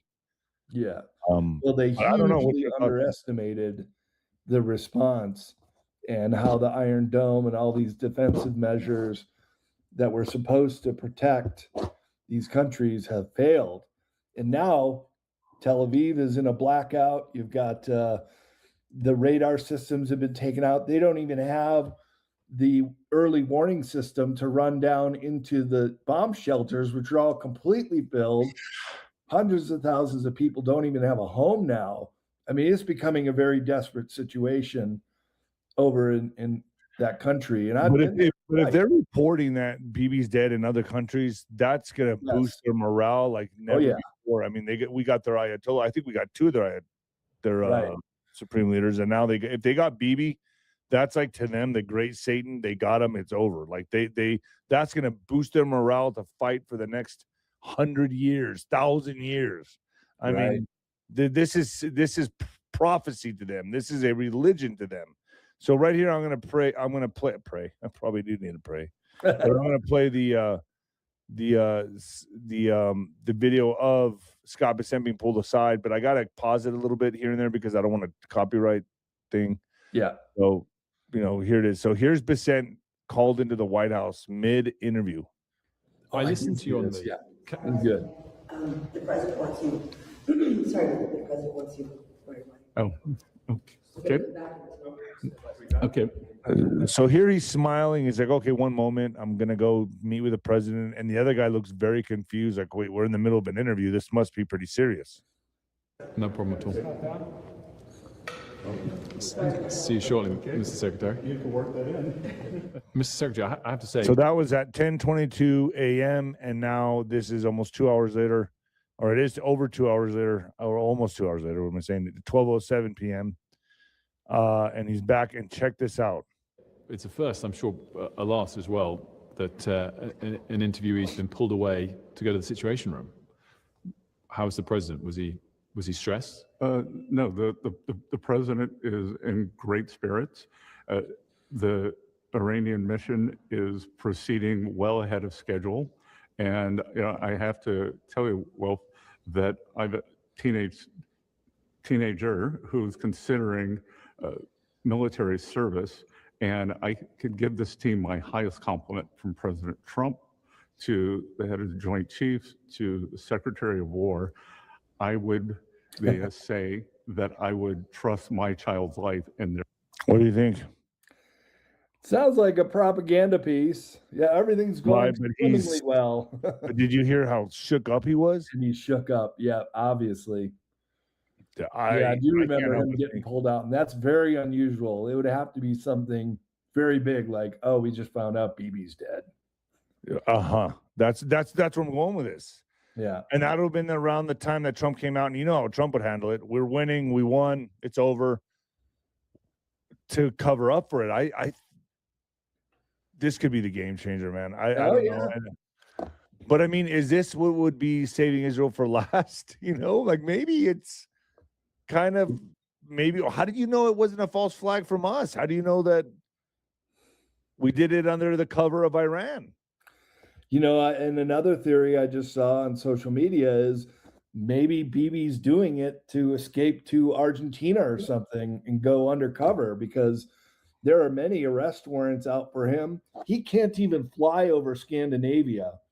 If they know he's in a plane, they'll force it down and arrest him. So he knows they're coming after him. So if he does have a clone, we'll see it. I mean, look what we saw, or someone in makeup at least, because look what we saw with Jim Carrey. That was just ridiculous. Yeah. And I think like if BB is dead, they're gonna push this guy out whether he likes it or not any day now. Yeah. If they're gonna keep the story going that he's alive, you better believe they're scrambling for, all right, who's his replacement, right? Right. Now they just did a war room yesterday, and only 3 of the top 8 or 9 generals, which BB would always be in attendance, were there. And so there's also talk that 5 of his top generals got taken out. And it's already known that his brother was staying at his house, and it got a direct hit, and BB's brother's dead. That's already known. But then these 5 generals and BB himself, that would be a huge morale boost to, the other side. So they definitely have the motive to try to change all that. But Jim Carrey, and remember, Nino, Jim Carrey was accused of playing Biden with a mask. Right. He was one of the actors who was doing this. That's along true. With that guy, Arthur Roberts. So what do you think of this? Do you think that's even Jim Carrey right there? I mean, Probably not. The mouth is definitely different, but he has the dimples in the same place. Ears kind of look the same. But look at the mouth. Totally different. The forehead's definitely a bit bigger. Yeah. And how could the hair... He kind of has the same type of... he kind of still has the same kind of like... The receding hair on the side there looks the same. Yeah. Almost. I don't know, man. This is so wacky. Well, the just mouth like the revelation of the method, though, to roll out Jim Carrey with a double, doesn't that just confuse the whole body double and wearing a mask? So now Jim Carrey's got a body double, and he was playing Biden. So it's even more confusing what's real and what's not. Well, I got a pretty good source in Hollywood, I would say, and that's Jim Caviezel, right? And I talk to him all the time about this stuff, and he firmly believes that in clones, he no doubt in his mind that there's clones, and he also tells me all the time that he's seen the masks that people put on, and they're very expensive. I don't know what he said, the $100,000 mask that people can go in the restroom, like Mel Gibson can go in the restroom and slap this thing on and then come out as a completely different person, and you would not know. Just throw some shades on and you look, the bone structure, everything is completely different. Yeah, and there's videos on YouTube where people do that, and then their eyes are the only thing that show through the mask, but all the facial features move. They're very, very technologically advanced, and then they'll just pull them right off. Yeah, I mean, this guy actually had, I believe, Jim Carrey has brown eyes. This guy had like hazel eyes. Yeah, something's going on there. And it's so interesting, again, that it's Jim Carrey who was accused of playing Biden with a mask on, and this guy looks like he's got a Jim Carrey mask on. So Yeah, again, it's muddies the water. wild, bro. Like this Yeah. whole like Twilight Zone ain't got nothing on today, bro. Right? It just doesn't. It is. It doesn't. And It's look at how the news cycle has changed so quickly too. All the while, it's been the Epstein file release. That's kind of gone away. gone. Then they Gone. dropped Maduro, and that whole thing has gone away. And apparently, he is talking to the Attorney General about the voting machines, and he is willing to give states evidence for a pardon. So that could be the next news cycle, is how Venezuela, who under Hugo Chavez was working with these Smartmatic voting machine tabulation devices to manipulate elections. I saw that Tulsi Gabbard was meeting with Maduro, but I'm trying to pull it up right now. And there's That nothing. was the old news cycle. Now we're in the news cycle. And look how quickly it changes when things aren't going well, say with everybody questioning the Epstein files and what it's saying in there. I mean, we should just be glomming onto this for days, weeks, years to come. There's so much material in those 3,000 emails that were released, and there's still another 3,000 they won't release. And nobody's talking about it now because Nobody's the war talking about it. The war is just, if you go on X, you're inundated with visuals, videos, articles of just the war. So could the Bibi Netanyahu death thing be a psyop even? Maybe. Yeah. Maybe that's what they need. I don't because this is the fog of war and they're working with confusion. Yeah. And they want to, disorient the public. That's a We real don't know what to believe. Is that even the real Jim Carrey anymore? Right. right. Everything comes into question. We don't know what to believe. Everything seems to be a lie or some kind of psychological operation. So I guess the important thing would just to be keep our eyes on the ball. Pay attention to this election stuff. As fantastical the Iran war is and all that, just keep our eyes on the ball, because I think, and I was going to ask you about this, is where the direction I wanted to go, was the alien card. I mean, right. I think we get close to a nuclear Armageddon and then the aliens show up. Yeah. Well, and we did a whole show on this a couple months ago. It is well known for the last several decades that this would be the final card that was played before the globalist world empire. And a lot of this going all the way back to Albert Pike, who was alive during the Civil War. He even predicted World War I, II, and III, saying that they needed to basically blow up the Middle East, to start all over again, and to usher in this government. He knew that back in 1870 or so when he wrote his papers on it. There's still a statue of Albert Pike in Washington, D.C. It's one of the only Confederate sympathizer statues in our capital. It's like, why does this guy have popularity?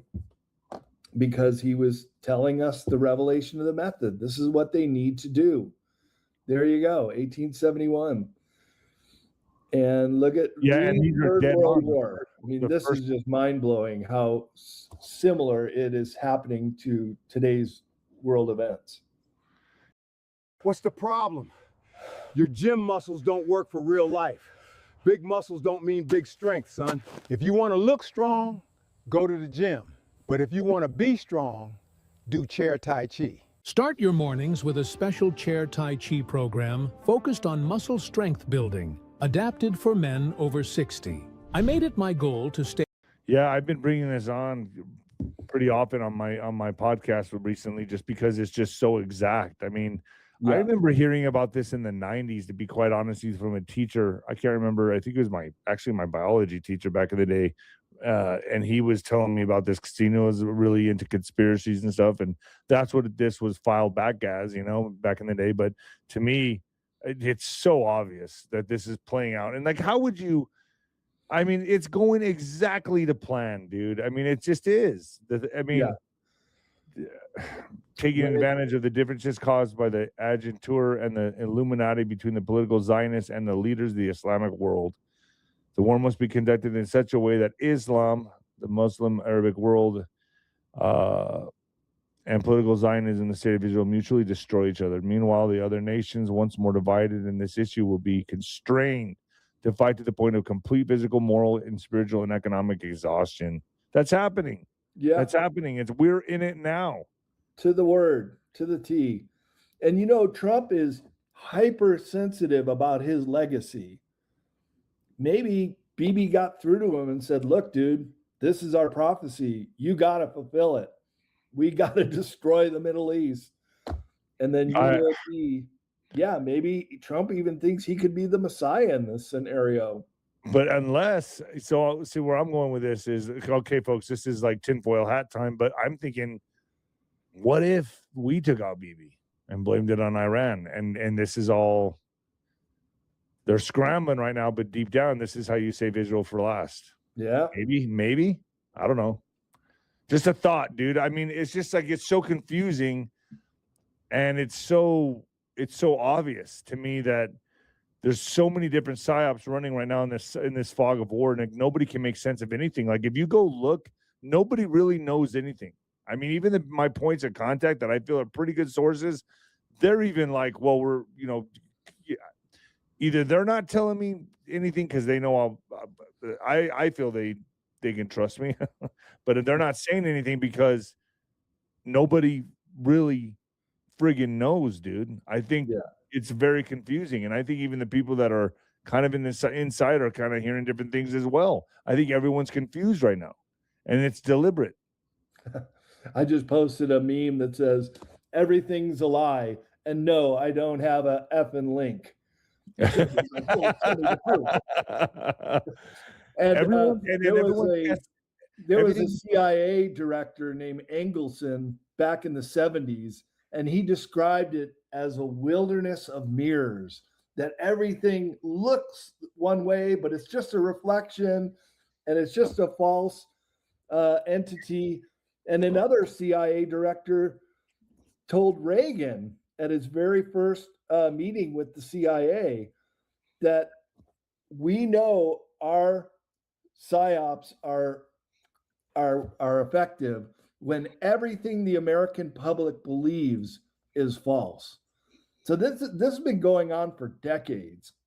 And I would say it even goes back to when we brought in all those Nazis after World War II in Operation Paperclip, and all roads lead to Antarctica. I'm telling you that this stuff has gone underground, and they've been manipulating this country through different psyops and MK Naomi and all these programs for decades now to keep us in this confused state, to never really know what's real and what's not.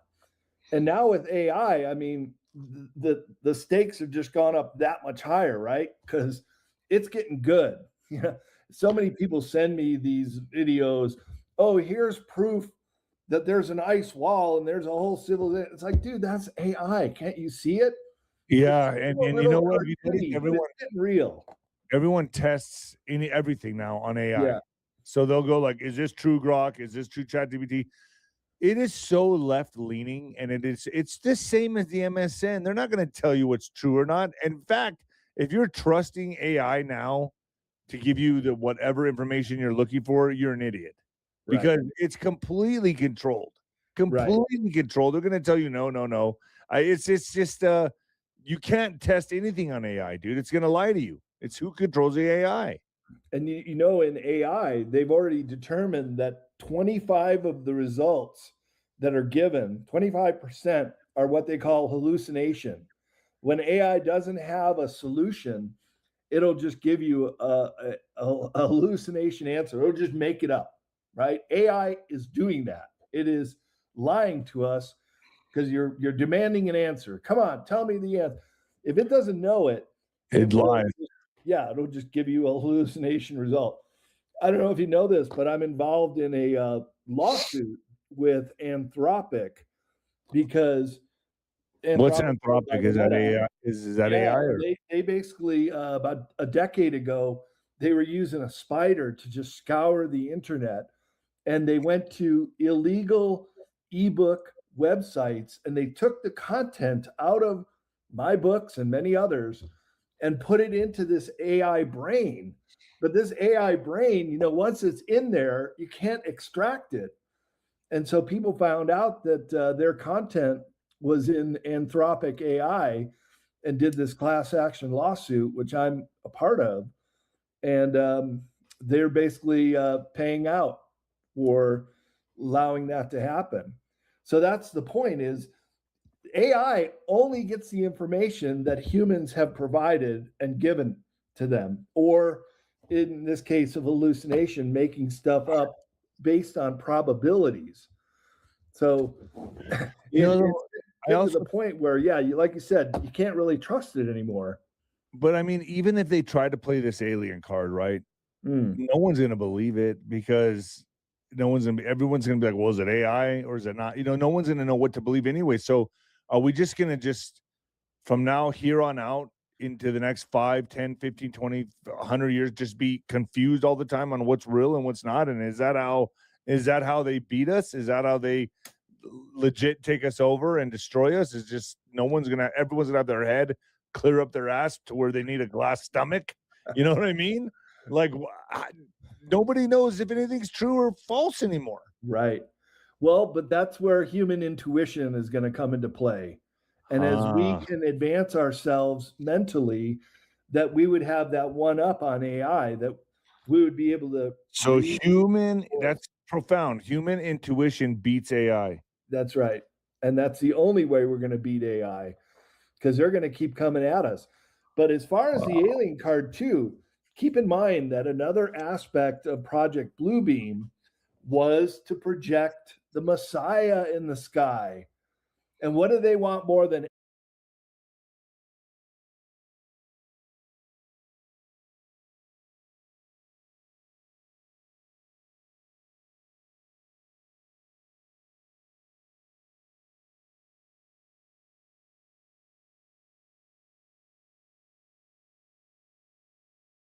glass stomach? You know what I mean? Like nobody knows if anything's true or false anymore. Right.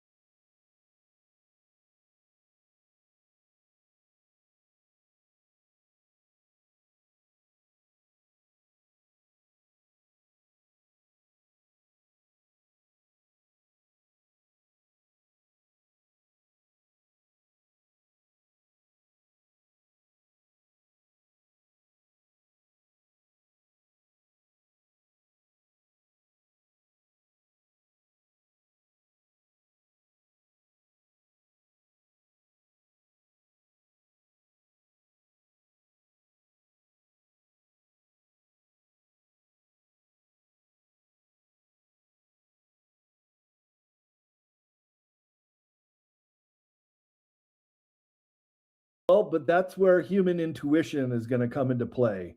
And as we can advance ourselves mentally, that we would have that one up on AI, that we would be able to. So that's profound. Human intuition beats AI.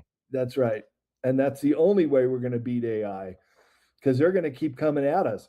But as far as the alien card too, keep in mind that another aspect of Project Bluebeam was to project the Messiah in the sky. And what do they want more than anything else is to blow up the Al-Aqsa The Dome of the Rock. Jerusalem and build the third temple. So The you Dome of just the Rock, watch, right? in the next couple weeks, I bet that thing, an Iranian missile blew it up. Yes. And then they're going to have the freeway to build the third temple. And that is also part of this. But I mean, anybody who has internet now, dude, knows like what they're capable of doing. Most everyone is up to speed on Project Bluebeam and the holograms and all that stuff. I mean, I think if they were going to play that card, they would have to play it at least 5 years ago. And if so, in a third world country where the poor people would have been on their knees, like I don't know if they can pull it off now, man. Like you said, our intuition. Not with your audience or you and me, but we're a minority. I've been around the world, Nino. I've been to all 7 continents. And I'll tell you, people are very superstitious. They would believe an image of their Messiah. So if you're in India and Vishnu shows up in the sky, I guarantee you they'd be down on their knees praying. They would. And humans are generally pretty ignorant and gullible. And they're playing on that. They would work on that. Even my mind also goes to like Fatima, Our Lady Guadalupe, like all the stuff, the premonitions, the gods that come down. I mean, I wonder if all the time, if this whole time it was always aliens doing it, or our own government. Like, I just don't know, man. Dude, it honestly feels like, and I was just saying this last night. I was like, gosh, it just feels like we're starting, like some people are starting to see through the matrix and it's just falling apart. It's like almost watching like a video game. You've played levels, you've played the same video game over and over and over and over and over. And like the video game starts wearing out and starts falling apart. The graphics start falling apart in the game. And like you start seeing through into the code. And it's like, I feel like that's happening for a lot of us now. It feels like it's happening to me. I feel like everything Terrence McKenna said about time and space speeding up, novelty spiking, time wave zero. We're coming into this collapse of it. Just all feels like everything's happening at once now. And I know everyone feels the same way, especially those that are real awake. Like it just feels like all of this, all of a sudden you can feel the illusion. Like I can feel it. I can taste it. Like it's fake. Everything's just, this whole thing is just like, what is this? Right? Don't you feel the same way? Oh, big time. More now than ever before, too. Because now you got AI. Now you've got the internet and so many deep fakes that are coming online that we really have to have this intuition among us. Even when you're looking at these AI fakes, that's really our best defense to fight all this and to know what's real and what's not, is we have to tap into that higher power.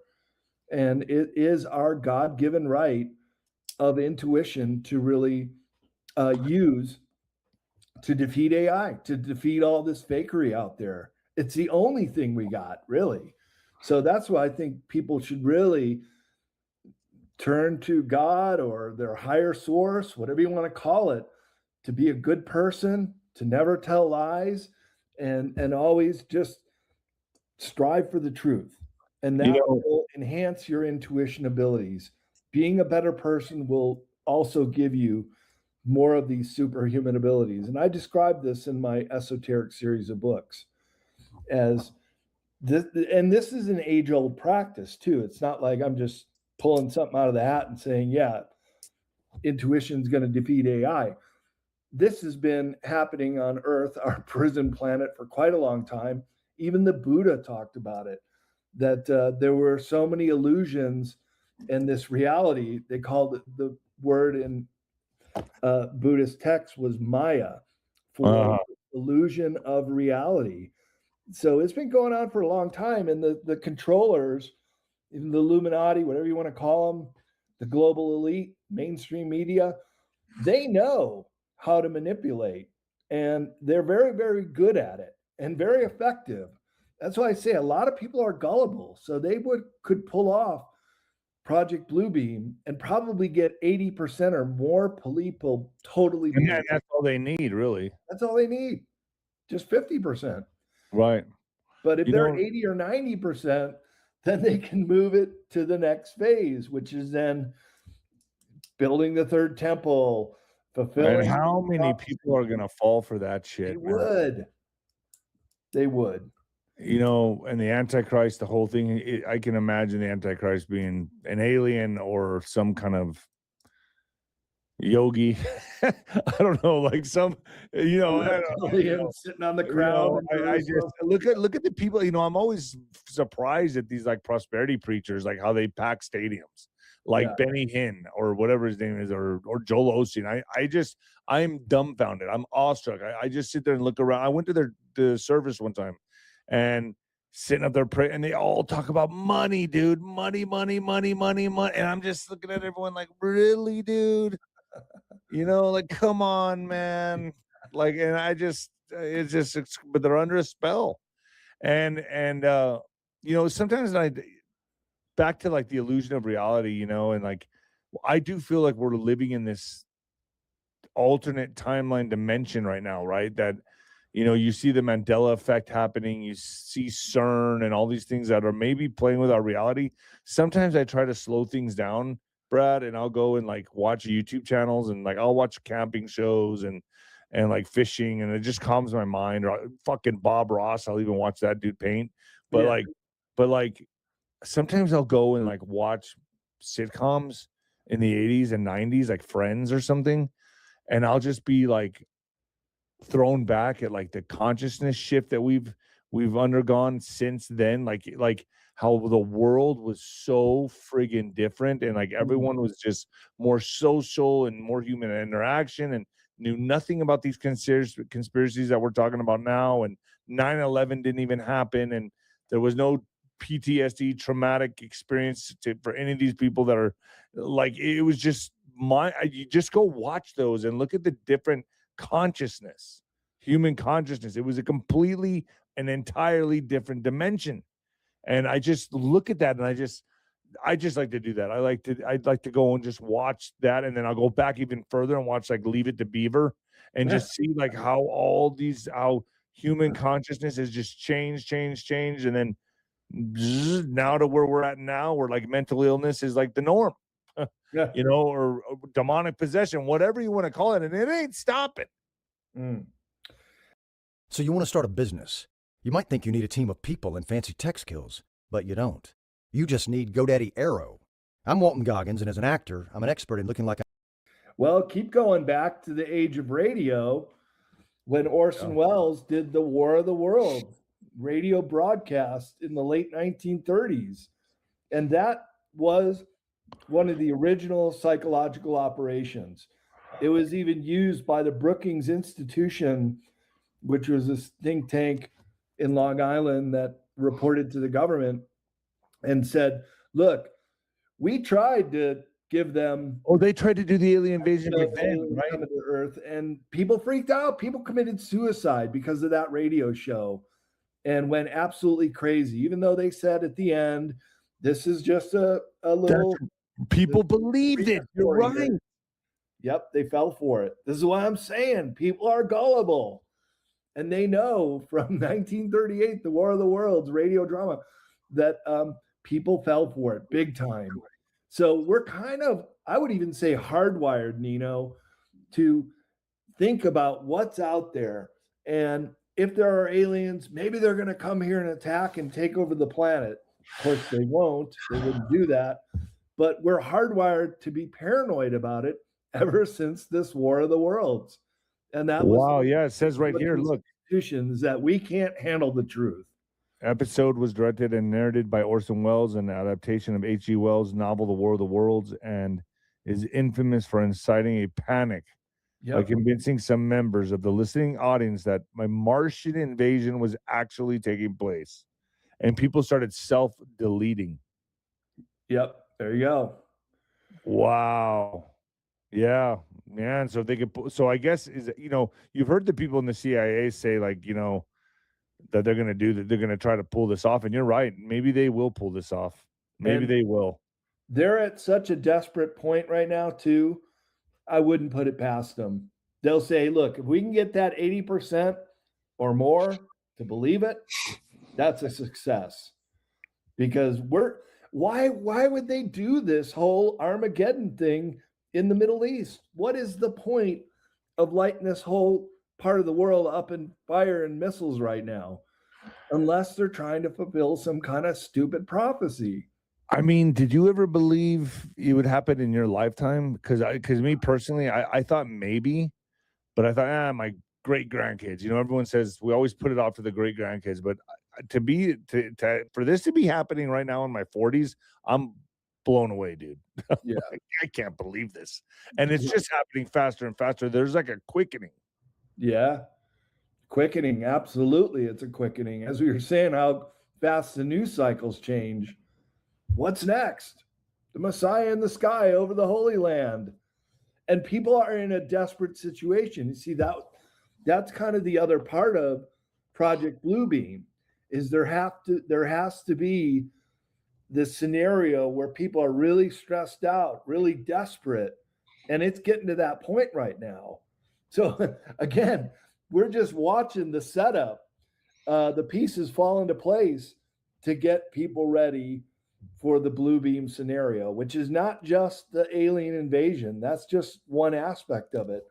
The other part of it is the Messiah in the sky. And look, we've all seen the videos, how realistic holograms are now.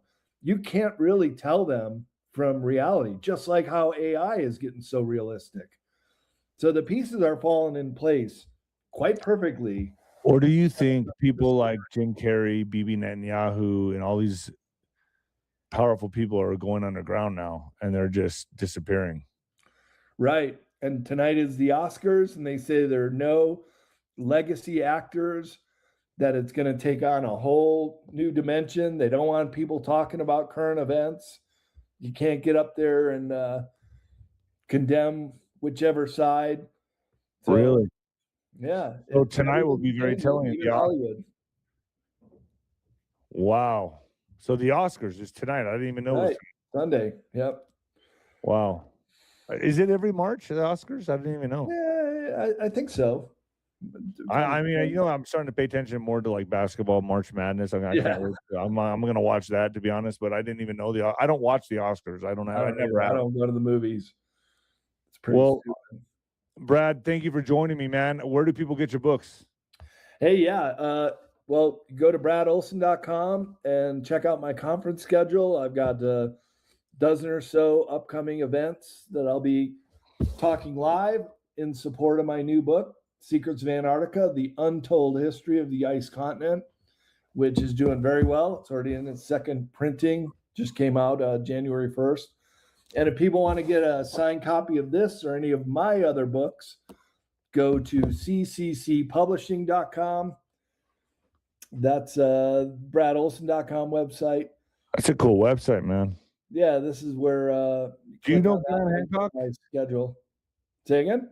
You know Graham Hancock? I saw him on your site. Oh, yeah. He and I sat next to each other on a panel at Contact in the Desert. I've just been accepted as a speaker for that event, which is coming up. I'm going to Bosnia this summer with Billy Carson and a whole bunch of other events. Yeah, we got to get you in the conference circuit, man. People would love to hear you give a presentation. Nino's point of view. What's going on in the mind of Nino? Exactly. That'd be the name of your talk.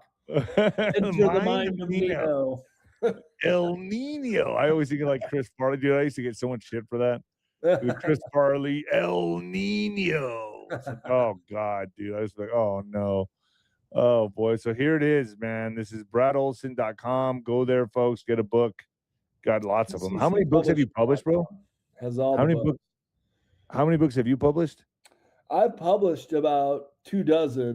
I've written 11. You've written 11. Jaco, Laura Eisenhower, all our mutual friends. So if I do another book, I just go through you then? Yeah. Well, we've been talking about your second book for a long time. Yeah, actually, but you know what, Brad? It takes so much to write a book. I know. For me, the book I wrote, when the lights go out, if I would have known you, that would have been great. But at that time, to write a book, people don't understand. Like it's a lot of discipline and it's a lot of energy. You got a very busy schedule. Yeah. Things going on in your life, I know, with your folks and everything else. It's juggling fire, dude. But I mean, if I can do it again, I'll have to seclude. So when I wrote my first book, I secluded myself down in Mexico and I was on the beach, and I just lived at my friend's house and I just wrote there.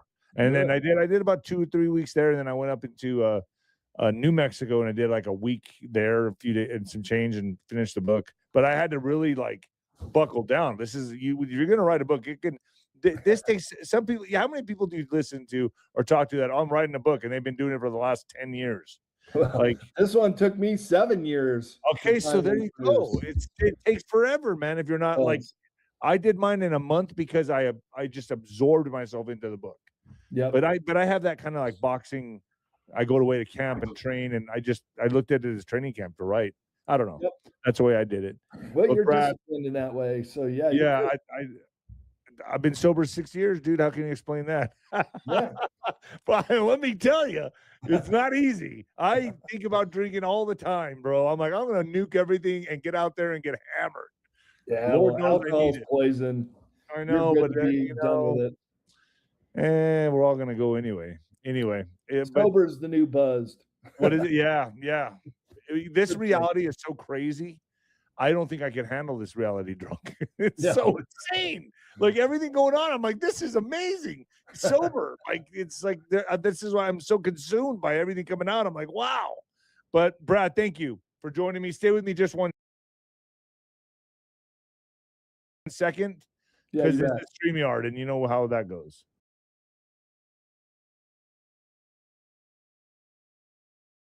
We have literally a way to project all higher dimension now. You ready? Geometry is a QR code for your unconscious and subconscious mind. What you're looking at here is an entirely novel object called an alphahedron. Astoundingly beautiful. And 3i Atlas brought this. Whoa, what do you mean by that? All of the cells within my body, they all have elements. And each one of those elements are we have literally a way to project. We have literally a way to project all higher dimension now. You ready? Geometry is a QR code for your unconscious and subconscious mind. What you're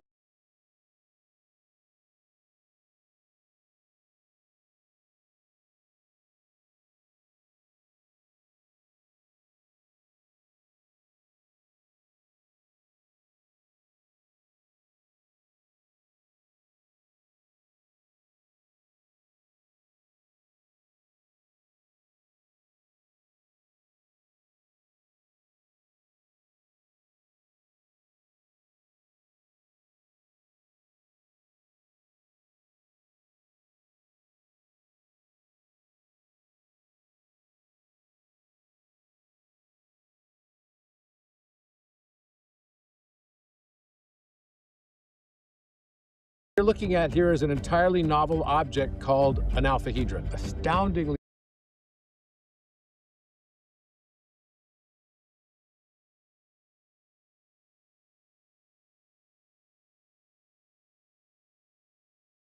beautiful. And 3i Atlas brought this. Whoa, what do you mean by that? All of the cells within my body, they all have elements. And each one of those elements are actually tiny miniature galaxies. And I proved that too. We've thought that the world is separate from us, but actually it's just the aspects of us that we have not yet integrated. We're just part of a larger organism. Destiny is just the free will of the higher self. What's coming next is manipulation of matter, because we now understand how to do that. Learning the language of God means that you can commune with the creator, the aspect of yourself that's that 12-dimensional self. This feels very matrixy. Do we transcend the matrix? I got shocked inside the king's chamber in the sarcophagus. I completely lost my voice. Like, I had downloads that gave me radiation. I've been getting downloads every single day. There's a new software now coming in called Aquarian OS. The part that's probably going to blow your mind is that this is Michelle. She's 62. This is day 1 since she switched from 10,000 steps to 7.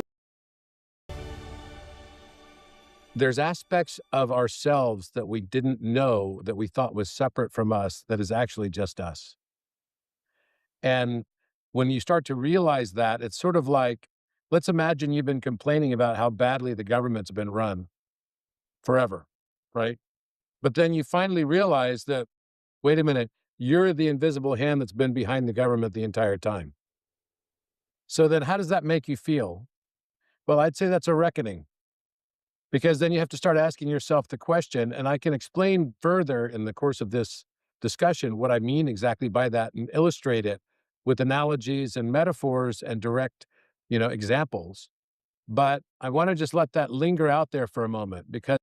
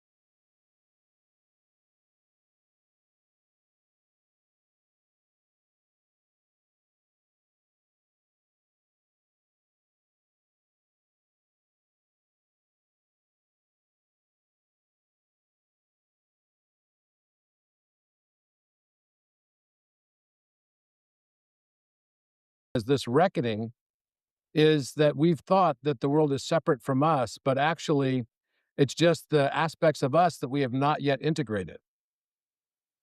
And so when we see something like Epstein files coming out, that creates a reckoning moment where either we go deeper and plunge deeper into more and more judgment and say, I'm not that, neti neti, as they would say, right, in Hindu, in India. But rather to understand I am that I am, and why did I choose what I chose? I remember in one of our last conversations, you spoke about this revelatory moment where you were chatting with your mother, and you were speaking to her, and you're like, "Hey, mum, I'm not going to judge stuff no more." You know? And she was like, "Oh, that's all well and good, Robert. What about pedophiles?" And she went on this string of like things, and mum, you know, mama bears, bless their cotton socks, they know us so well. But she ended up catching you out quite a bit in terms of how difficult it is to transcend judgment. Because when you're saying this reckoning piece, it's calling us into I'm going to use the word, a severe degree of responsibility. Severe. Yeah. And what I'm going to take you through today, I think, is going to illustrate what I mean much more than I could explain it just through examples like the Epstein files. Right? I've been on a straight download for the last since November. And I've been kind of a hermit, if you haven't noticed. I haven't really been on social media that much. I tried not to. I've done a few speaking engagements, you know. I did this Conscious Life Expo one. I did this thing in Florida with Jason Shirka. But only a handful, not a lot. And the entire time I've been busy for the most part, even when I'm at these conferences and doing these things, I've been still getting downloads every single day. Now look, sure, I get it. You only see people doing only one side of their face. And it's culminating, and it feels like it's giving birth to something. And the birth of this, because if you think about it, let's assume that to go to a new software, let's use the analogy of software. Whenever we get a new software template, we get an update, right? And we get kind of an upgrade of software. And it'll say, you know, the new Tahoe software or whatever on Apple is now out, you know, 26.2 or whatever it is, right? Or Sequoia or whatever the naming was. Well, there's a new software now coming in, and the new software is called Aquarian OS.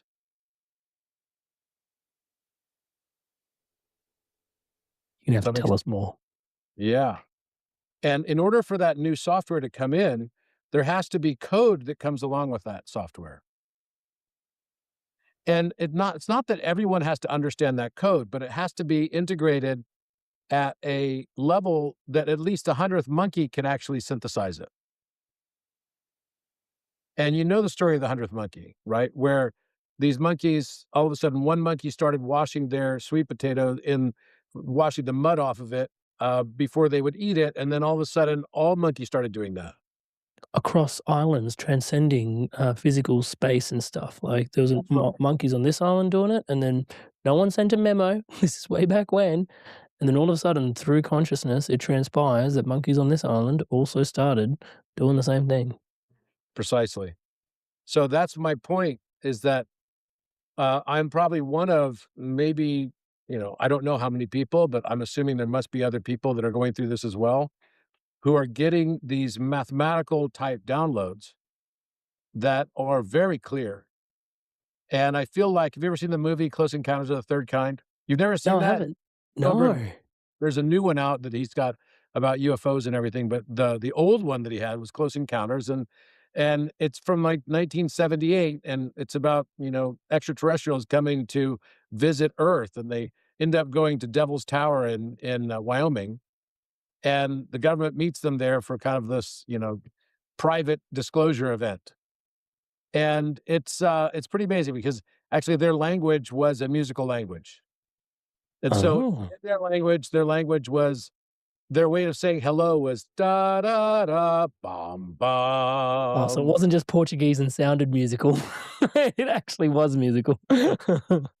That's right. It was da da dum bum bum. And so when I discovered that there was a musical code beneath the pyramids all around the world, and in particular those in Giza Plateau. I was kind of halfway expecting that the music might actually be the same one. Da da dum bum bum. It wasn't, but it was not far off. It was da da da da.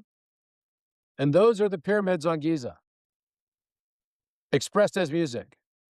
It's literally a major third, it's a unison note, a major third, a perfect fifth, and a octave.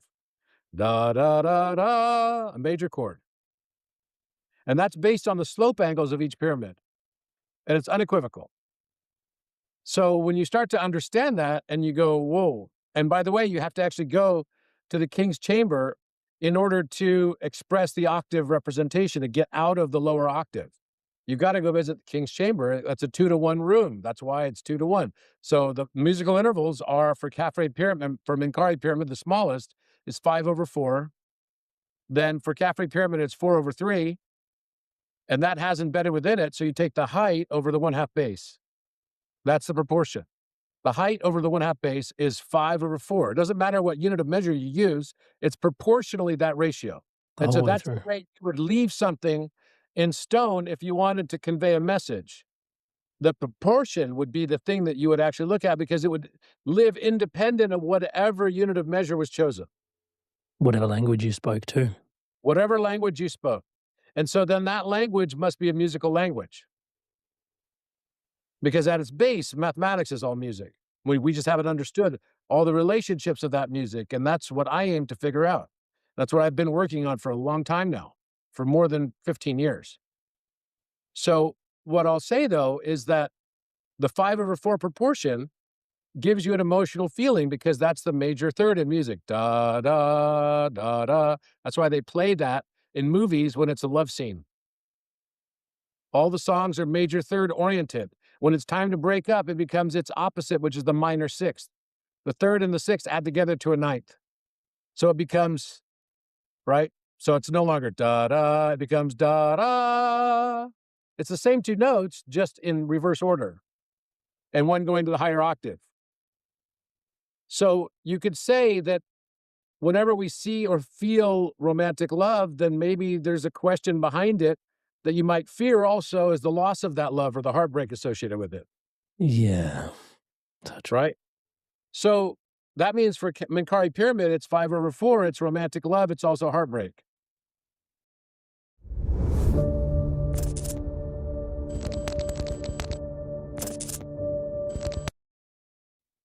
Khafre Pyramid is 4/3, and the way you find its inverse is you take the full base rather than, the height over the half base. You take the full base and then you take it over the height. So that gives you the opposite that'll always add up to 9. So if it's 4/3, that's the perfect fourth in music.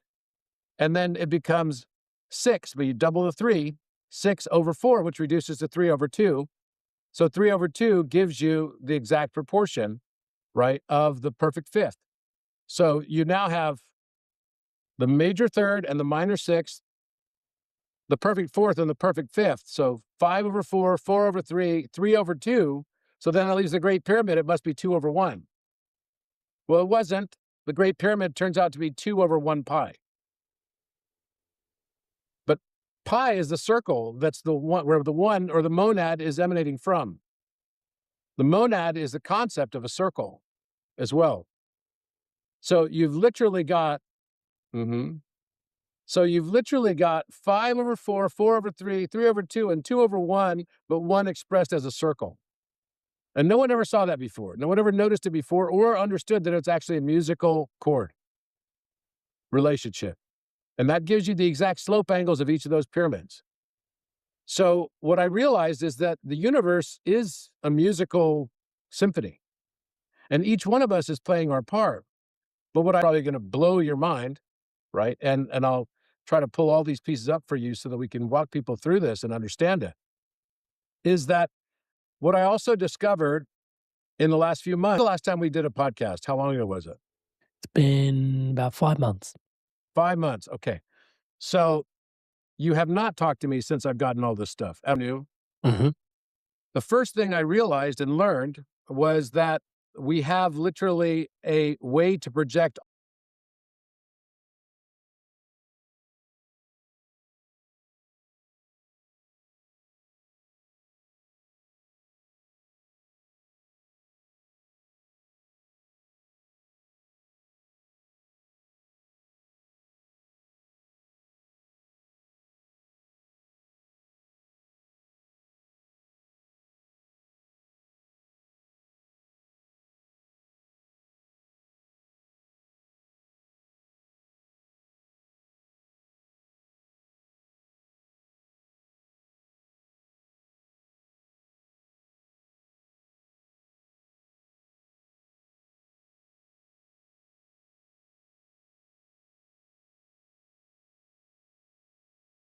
When's the last time we did a podcast? How long ago was it?